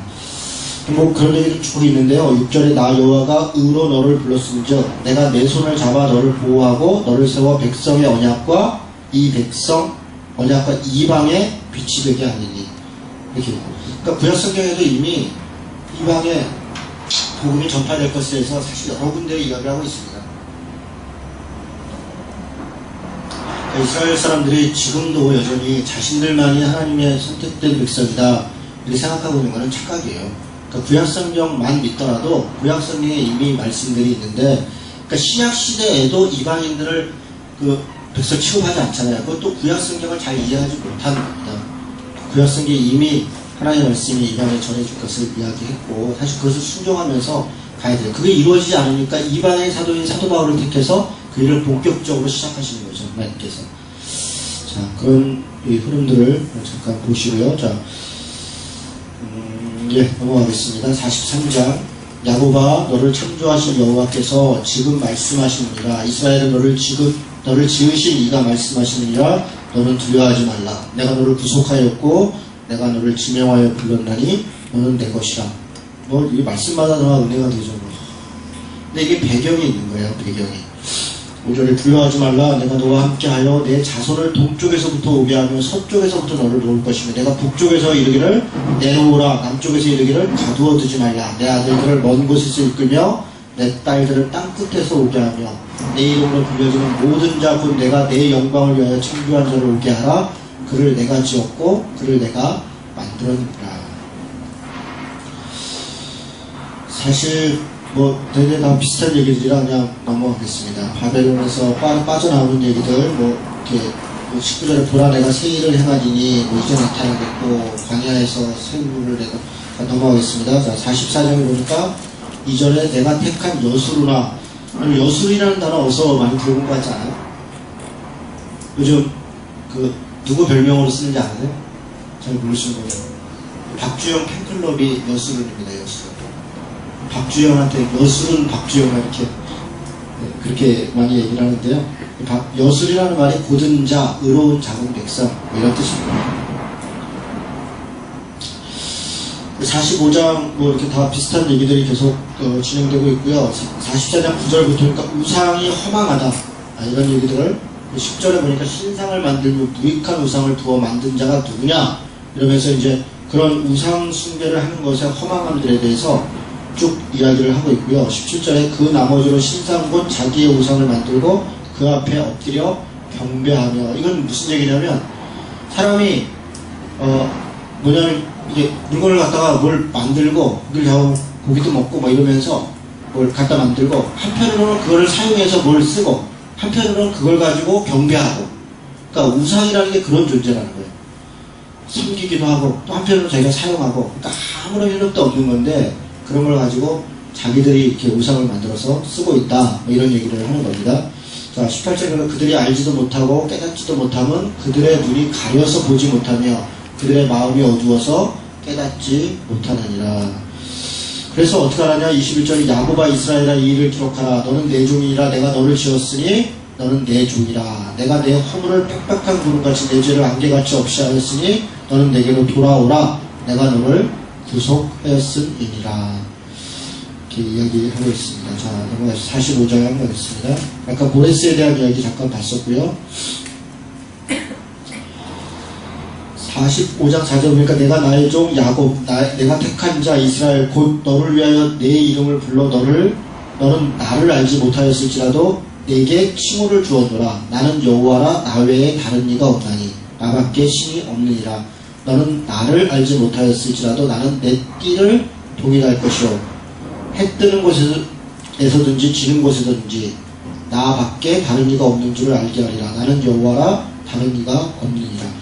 지금 여기서 이제 창조와 나밖에 없다 이런 얘기를 많이 하시는데요.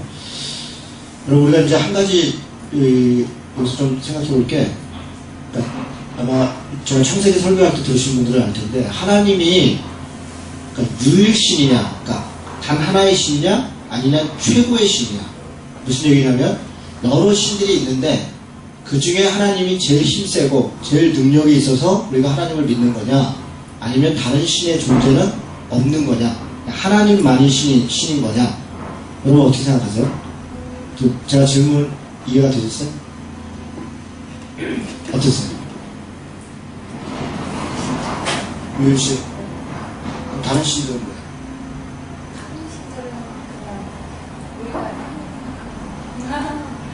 다른 신도 여기 막 많이 나오잖아요.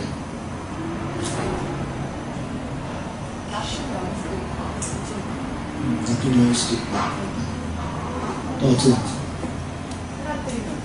사람들이 만든 거. 최고 신이다 이렇게 생각하시는 게 있어요. 여러 것 중에 하나다. 여러분 그게 좀 중요합니다. 이 기독교의 사상, 유대교 사상부터 마찬가지인데 유일신이에요. 유일신. 딱 하나의 신이다. 그럼 나머지는 뭐냐? 둘 중에 하나라는 거야. 나머지는 여러 군데 있는데 하나는 아까 얘기한 것처럼 사람들이 만든 신이라는 거야.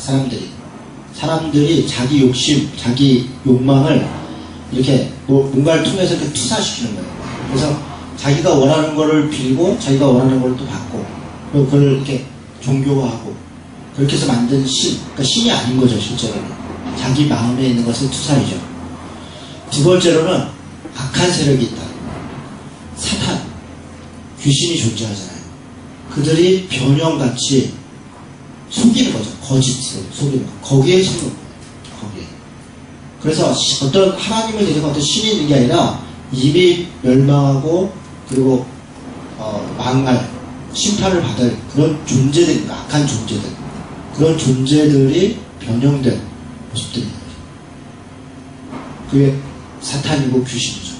그래서 우리가 귀신의 존재 자체를 부인할 수는 없습니다. 귀신이 있죠. 그런데 십자가 사건이라는 게 대단히 중요한 게 죽음에서 이겼다 이런 것도 있지만 귀신으로서 완전히 궁극적으로 승리했다. 그러니까 그날 이후로 그리스도인들에게는 귀신이 어떠한 영향도 미칠 수가 없어요. 여러분 이 구약에는 귀신이 거의 안 나와요. 거의가 아니라 제 기억은 없어요. 신약에 보면 막 귀신이 막 겁나게 등장해요. 처음부터. 그러니까 귀신이 구약에 없어서 그랬던 게 아니라 영적인 존재들이 있어요. 뭐 그렇게 어떤 다니엘에서도 보면 막 이렇게 하나님의 이렇게 이 천사들, 군사들과 그걸 막아서는 어떤 영적 존재들이 있어요. 그래서 막 싸우느라고 다니엘이 막 기도했는데 내가 12일 동안이나 못 내려왔다. 그 존재들하고 싸우느라고 이런 표현들도 있고 또 영적 존재들이 있는데 그것에서는 일상적으로 이렇게 쭉 있어요. 근데 신약에서 그걸 왜 막 드러내냐? 그걸 완전히 끝장내는 과정을 얘기하는 거예요. 그래서 그걸 막 보여주는 거예요. 그런데 우리는 거기에 매여갖고 지금도 여전히 귀신이 우리를 어떻게 할 줄 아는 것처럼 귀신 쫓아내려고 세월 다 가요. 귀신 쫓아내려고 능력 있는 사람 쫓아내다가 세월 다 간다고. 그냥 무시하면 되는데 그 얘기는 또 가서 합시다. 그래서 요 얘기는 나 외에 다른 신이 없다. 이런 의미를 우리가 분명하게 인식할 필요가 있습니다. 자, 이렇게 두고 그래서 46장 15절에 보니까 45장 15절에 보니까 특이한 표현이 하나 있어요. 구원자 이스라엘의 하나님이여 진실로 주는 스스로 숨어 계신 하나님이다. 밑에 여기 여러분 숨어 계신 하나님이라는 표현이 되게 특이한 표현입니다. 하나님은 숨어 계신다는 거예요. 그게 무슨 얘기냐면 하나님이 이 우주 창조물 가운데 여기 지금 창조의 역사에 대해서 쭉 얘기하면서 얘기하는 거거든요. 역사 속에서 하나님이 역사하고 계시죠. 또 창조하셨죠. 그런데 우리가 이 때때로 잘 모른다 할지라도 그 역사 속에 창조 속에 하나님은 계시다는 거예요. 그래서 그걸 우리가 숨어 계신 하나님. 그래서 우리는 그 하나님을 만나기 위해서 기도하고 찾고 하는 거예요. 그러니까 하나님이 존재하지 않는 게 아니라 어느 순간에 어느 때에 우리가 정말 하나님이 계시느냐 이렇게 원망스러울 때가 있잖아요. 또 어떤 순간에는 하나님이 안 계신 것 같을 때가 있잖아요. 그러나 그때도 하나님은 거기에 계시다. 그게 숨어 계신 하나님이라는 표현이에요. 창조물 가운데 역사 가운데 18절에 45장 18절에 대저 여호와께서 이같이 말씀하시되 하늘을 창조하신 그는 하나님이시니 그가 땅을 지으시고 그것을 만드셨으며 그것을 견고하게 하시되 혼돈하게 창조하지 아니하시고 사람이 거주하게 그것을 지으셨으니 나는 여호와라 나 외에 다른 신이 없느니라. 21절 중간부터 보니까 나 여호와가 아니라 나 외에 다른 신이 없나니 나는 공의를 행하고 구원을 베푸는 하나님이라 나 외에 다른 신은 없느니라. 지금 계속 그 얘기를 반복하고 있는 겁니다. 쭉 반복하고 있어요.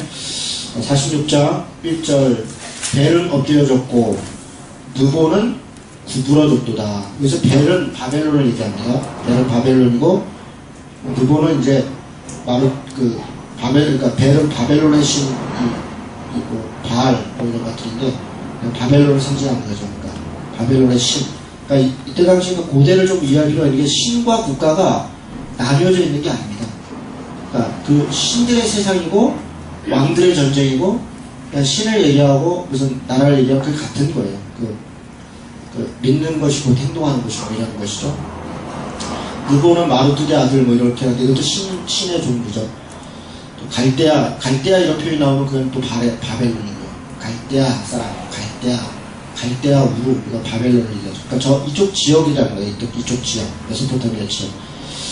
자, 그런 정도 가고요. 오늘 끝낼 수 있을 것 같습니다. 47장 1절 처녀딸 바벨론이여 내려와서 티끌에 앉으라 딸 갈대하여 이게 이제 바벨론이라는 얘기죠.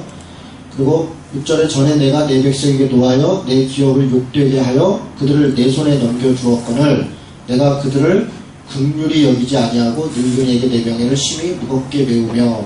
그러니까 바벨론의 어떤 횡포와 악독에 대해서 얘기를 하는 거죠. 48장 넘어가겠습니다. 12절 야곱아 내가 부른 이스라엘아 내게 들으라.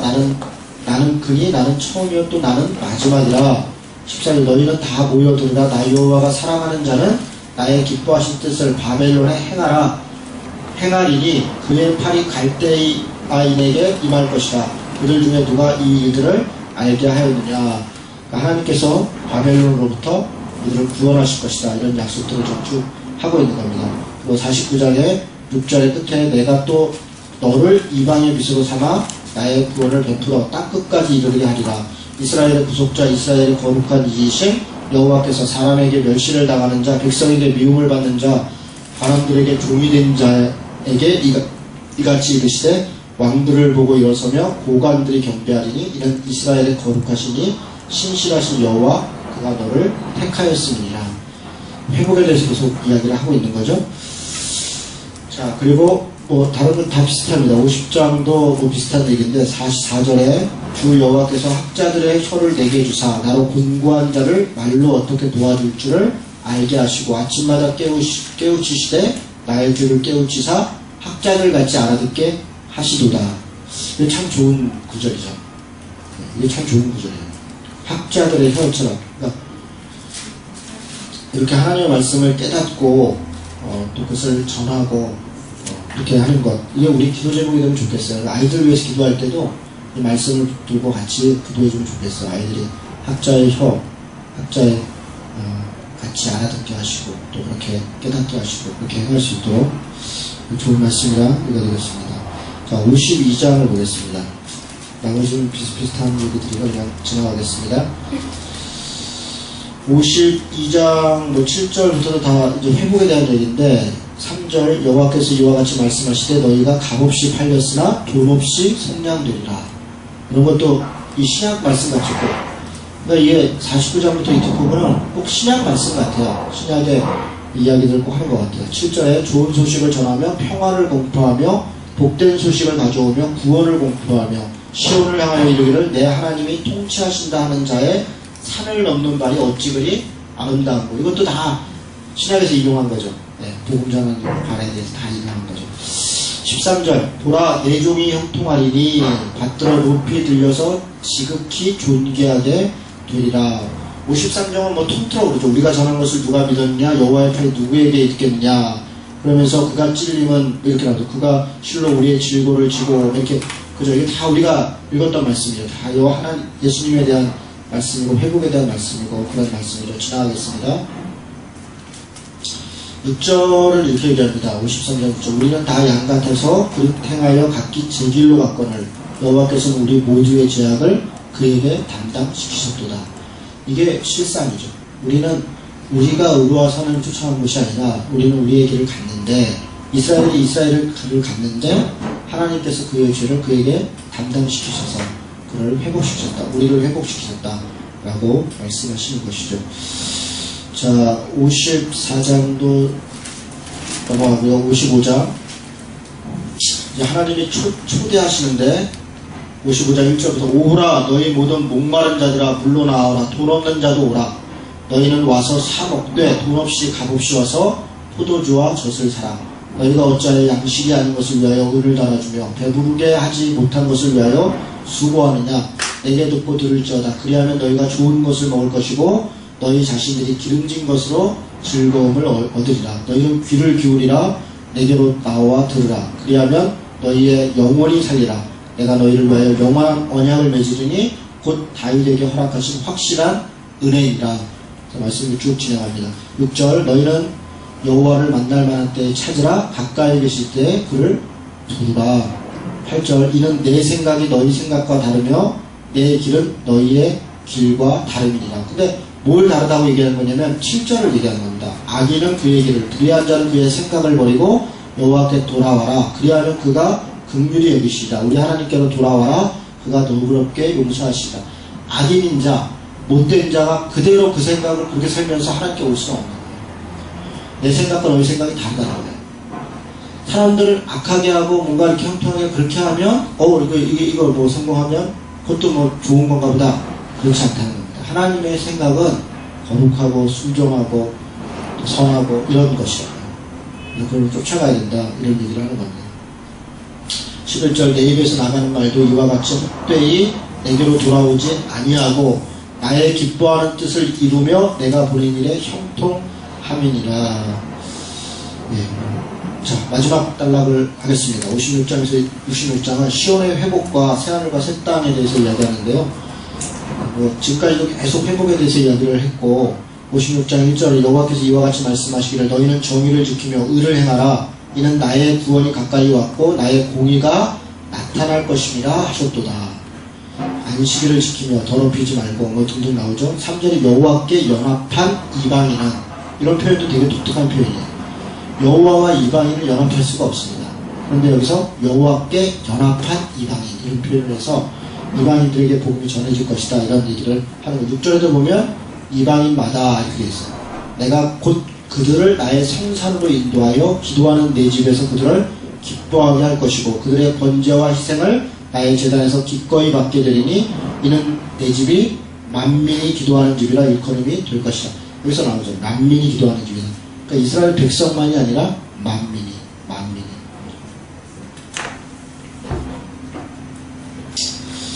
그 다음에 57장 3절에 보니까 이제 우상숭배에 대해서 쭉 얘기를 하는데요. 이렇게 무당의 자식, 간음자와 음녀의 자식들이 너희는 가까이 오라. 뭐 이렇게 넘어가겠습니다. 거기 우상숭배에 대해서 쭉 여러 가지 경고하고 얘기하고 그러고 있습니다. 17절에 보니까 57장 17절 그의 탐심의 죄악으로 말미암아 내가 노하여 그를 쳤으며 또 내 얼굴을 가리고 노하였으나 그가 아직도 패역하여 자기 마음의 길로 걸어가도다. 자기 마음의 길 이런 것도 참 좋은 표현인 것 같아요. 자기 마음의 길, 하나님의 마음의 길, 자기 마음의 길 이런 거죠. 내가 그의 길을 보았은즉 그를 고쳐줄 것이라. 그를 인도하여 그와 그를 슬퍼하는 자들에게 위로를 다시 얻게 하리라. 58장은 이제 참된 금식과 회복에 대해서 얘기하는데요. 여러분 이제 우리가 금식에 대해서 정말 오해가 많아요. 여기도 보면 이제 각종 금식이 나오고 스가랴서에도 금식이 나오는데 여러분 이스라엘 사람들은요 금식을 자주 했습니다. 그러니까 어떤 때 금식했냐면 예루살렘이 멸망한 때, 예루살렘이 회복된 때, 또 모한 때 이런 날들을 금식을 했어요. 그리고 이제 그것이 하나의 율법이 됐어요. 그래갖고 금식을 하는 사람과 금식을 하지 않는 사람은 금식을 안 하는 사람은 경건하지 않는 사람이에요. 그리고 그때 금식을 하는 사람은 하나님의 그 절기를 딱딱 지키는 사람이니까 경건한 사람이에요. 스가랴서에도 이제 그런. 근데 문제는 그렇게 금식하는 자들이 금식하면서 정죄를 해요. 금식하지 않는 사람들은 왜 금식을 못해요? 평소에 굶으니 가난한 사람들은 금식할 수가 없었어요. 평소에 굶는 사람이 어느 날 굶는 게 무슨 의미가 있어요? 그런데 평소에 먹고 살만한 사람들이 금식하는 거예요. 먹고 살만하니까 금식하는 거지. 평소에 굶는 사람들이 어떻게 금식해요? 날마다가 금식이에요. 그러면서 늘 기도하고 있거든요. 그런데 금식을 하면서 어떤 것들을 막 이렇게 하는데 여기 3절에 보니까 우리가 금식하되 어찌하여 주께서 보지 아니하시오며 우리 마음을 괴롭게 하되 어찌하여 주께서 알아주지 아니하시나이까 보라 너희가 금식하는 날에 오락을 구하며 온갖 일을 시키는도다. 자기가 하는 게 아니라 온갖 일을 시키는도다. 먹고 살만한 사람들이 금식하는 거예요. 그러면서 보라 너희가 금식하면서 논쟁하며 다투며 악한 주먹으로 치는도다. 너희가 오늘 금식하는 것은 너희의 목소리를 상달하게 하려는 것이다. 여러분 우리가 금식 기도할 때 어떤 분들이 야 너 그거 하나님 금식 기도해. 금식하면 하나님 들어주셔. 그게 하나님의 뜻인가 아닌가를 먼저 살피지 않아요. 그냥 뗐으면 마치 그냥 그 이방인 여인이 그냥 그 상에 떨어져 있는 부스러기도 먹지를 막 간청하며 들어줬다는 그런 얘기 늘 하면서 금식하고 막 간구하면 하나님이 들어주신다. 근데 하나님의 뜻이 아닌 걸 하나님께 구하면 하나님도 곤란해요. 그래서 결국은 나중에 목숨 걸고 그러면 죽을까봐 들어주시긴 하는데 뒤가 안 편합니다. 자기 목소리를 상달하게 하는 것이 아니냐. 이게 하나님의 뜻에 맞는 금식이냐. 이런 얘기를. 그러면 어찌 내가 기뻐하는 금식이 되겠으며 이것들이 어찌 사람이 자기 마음을 괴롭게 하는 날이 되겠느냐. 그의 머리를 어떻게 이제 어떻게 해야겠냐? 이제 6절부터 얘기해요. 내가 기뻐하는 금식은 이렇게 나옵니다. 흉악의 결박을 풀어주며 멍에의 줄을 끌어주며 압제당하는 자를 자유케 하며 모든 멍에를 꺾는 것이 아니겠느냐. 그러니까 금식하면 그 기뻐하는 금식에 이런 결과가 나타난다고요. 또 반대로 이런 일을 위해 금식하는 것을 얘기합니다. 흉악의 결박을 끌어주고 압제당하는 자유케 하고 모든 명예를 꺾는 것, 그것을 위해서 금식한다면 그것은 하나님이 기뻐하시는 금식이 되겠죠. 그러면서 이런 결과가 나타나기 위해서는 7절에 줄인 자에게는 내 양식을 나누어 주며 이렇게 되어 있어요.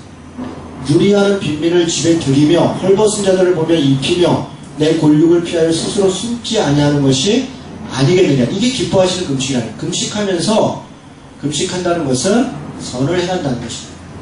그리하면 내 빛이 새벽같이 비칠 것이고 내 치유가 급속할 것이고 내 공의가 내 앞에서 행하고 여호와의 영광이 내 뒤에 호위할 것이다. 내가 부르짖을 때 나 여호와가 응답하겠고 내가 부르짖을 때에는 내가 여기 있다 하리라.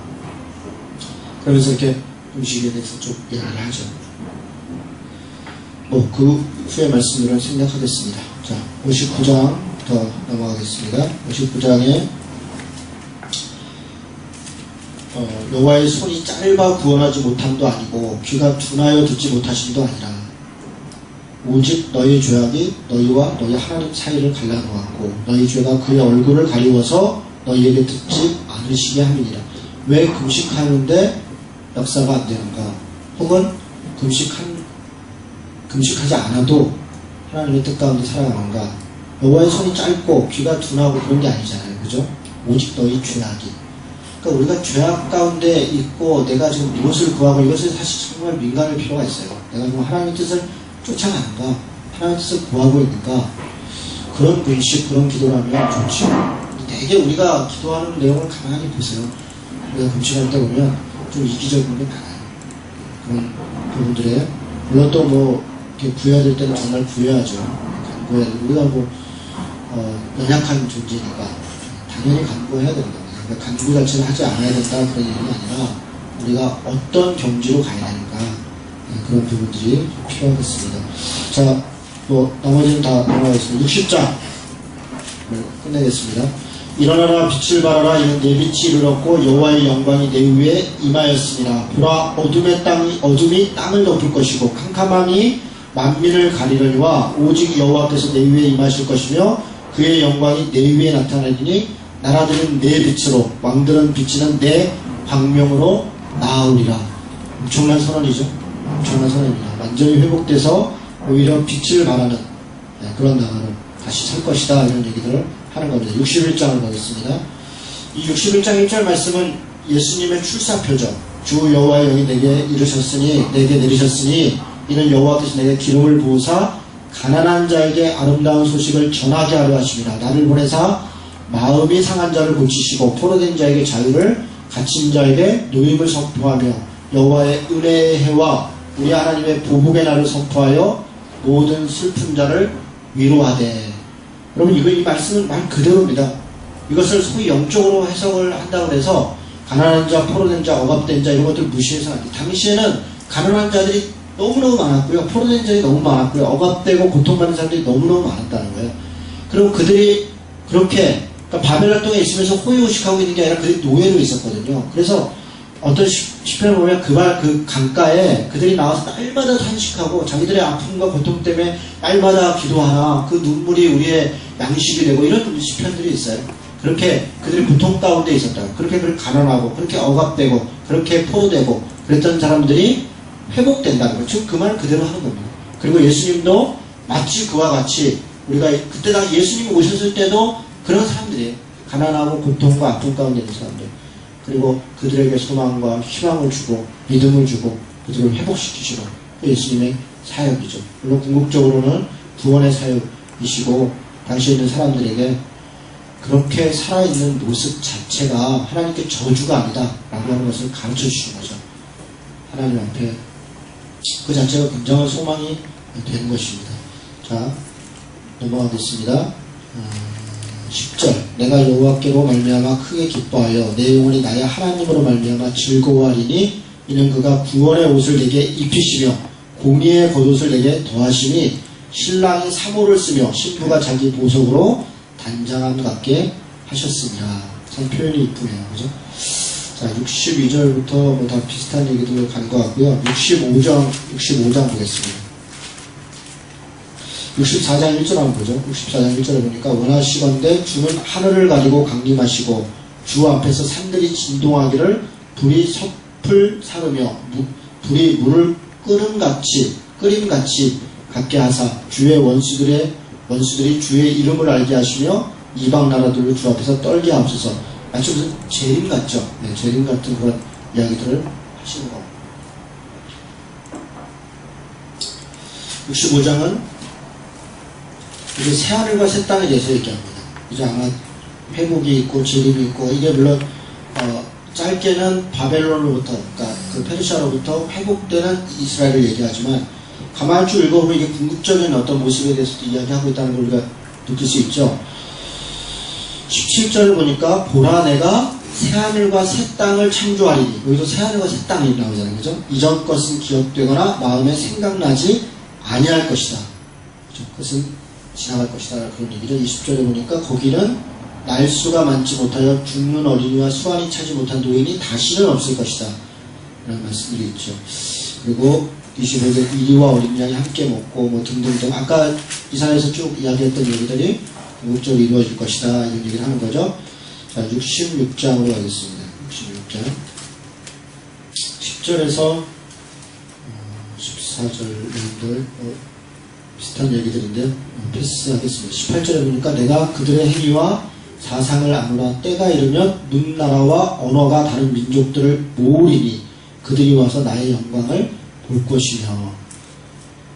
22절에 내가 지을 새하늘과 새 땅이 내 앞에 항상 있는 것 같이 너희 자손과 너희 이름이 항상 있으리라. 여호와의 말이니라. 여호와가 말하노라. 매월 초하루와 매 안식일에 모든 혈육이 내 앞에 나와 예배하리라. 그들이 나가서 내게 패역한 자들의 시체들을 볼 것이라. 그 벌레가 죽지 아니하며 그 불이 꺼지지 아니하여 모든 혈육에서 가증함이 되리라. 자, 이렇게 이제 이사야서를 전체적으로 훑어봤는데요. 이사야서를 다시 한번 정리를 해보면, 이사야서는 1장에서 49장 대체적인 내용들이 뭐 우시아 왕, 뭐 아하스 왕, 히스기야 왕, 이런 왕들 시대에 이사야가 활동을 했고요. 그리고 그때 당시에 예루살렘의 부패함, 타락함, 우상 숭배하고 공평과 정의를 행하지 않는 그런 것에 대해서 질타하고, 그리고 그렇게 멸망할 것에 대해서 예언하는 거죠. 그리고 예루살렘뿐 아니라 그 주변의 여러 국가들의 멸망에 대해서도 이야기를 하면서, 물론 중간중간 회복에 대해서도 이야기를 하죠. 그렇게 39장까지 대체적으로 이야기가 정리가 되고요. 40장부터 66장까지는 회복에 대해서 얘기하죠. 40장 딱 들어가자마자부터 분위기가 확 달라지잖아요. 아마도 이거는 포로에서 돌아온 이후에 기록됐을 가능성이 높아요. 그래서 그 기쁨과 감사를 막 표현하는 거죠. 그렇게 해서 40장부터 이렇게 쭉 회복에 대해서 얘기하는데, 고레스에 대해서 이렇게 얘기하잖아요. 고레스 때 회복될 것이다. 그러니까 이게 회복된 이후에 기록된 게 아니라면 피로스라는 이름을 여기가 정확히 넣었다는 게 예언을 통해서 썼다 그러는 건데, 그건 좀 지나친 얘기인 것 같아요. 그러니까 그 이후에 그걸 경험한 백성들이 기록한 것이라고 보는 게 더 적절하지 않을까 이렇게 생각이 들고요. 그러면서도 마지막 때에 대한 얘기, 심판이나 재림이나 새하늘과 새 땅이나 이런 부분에 대해서 마지막 때에 있어질 일들과 관련된 이야기들을 이사야서도 쭉 기록을 하고 있는 것을 볼 수가 있었습니다. 여기까지 이사야서를 마쳤습니다. 질문 있으십니까?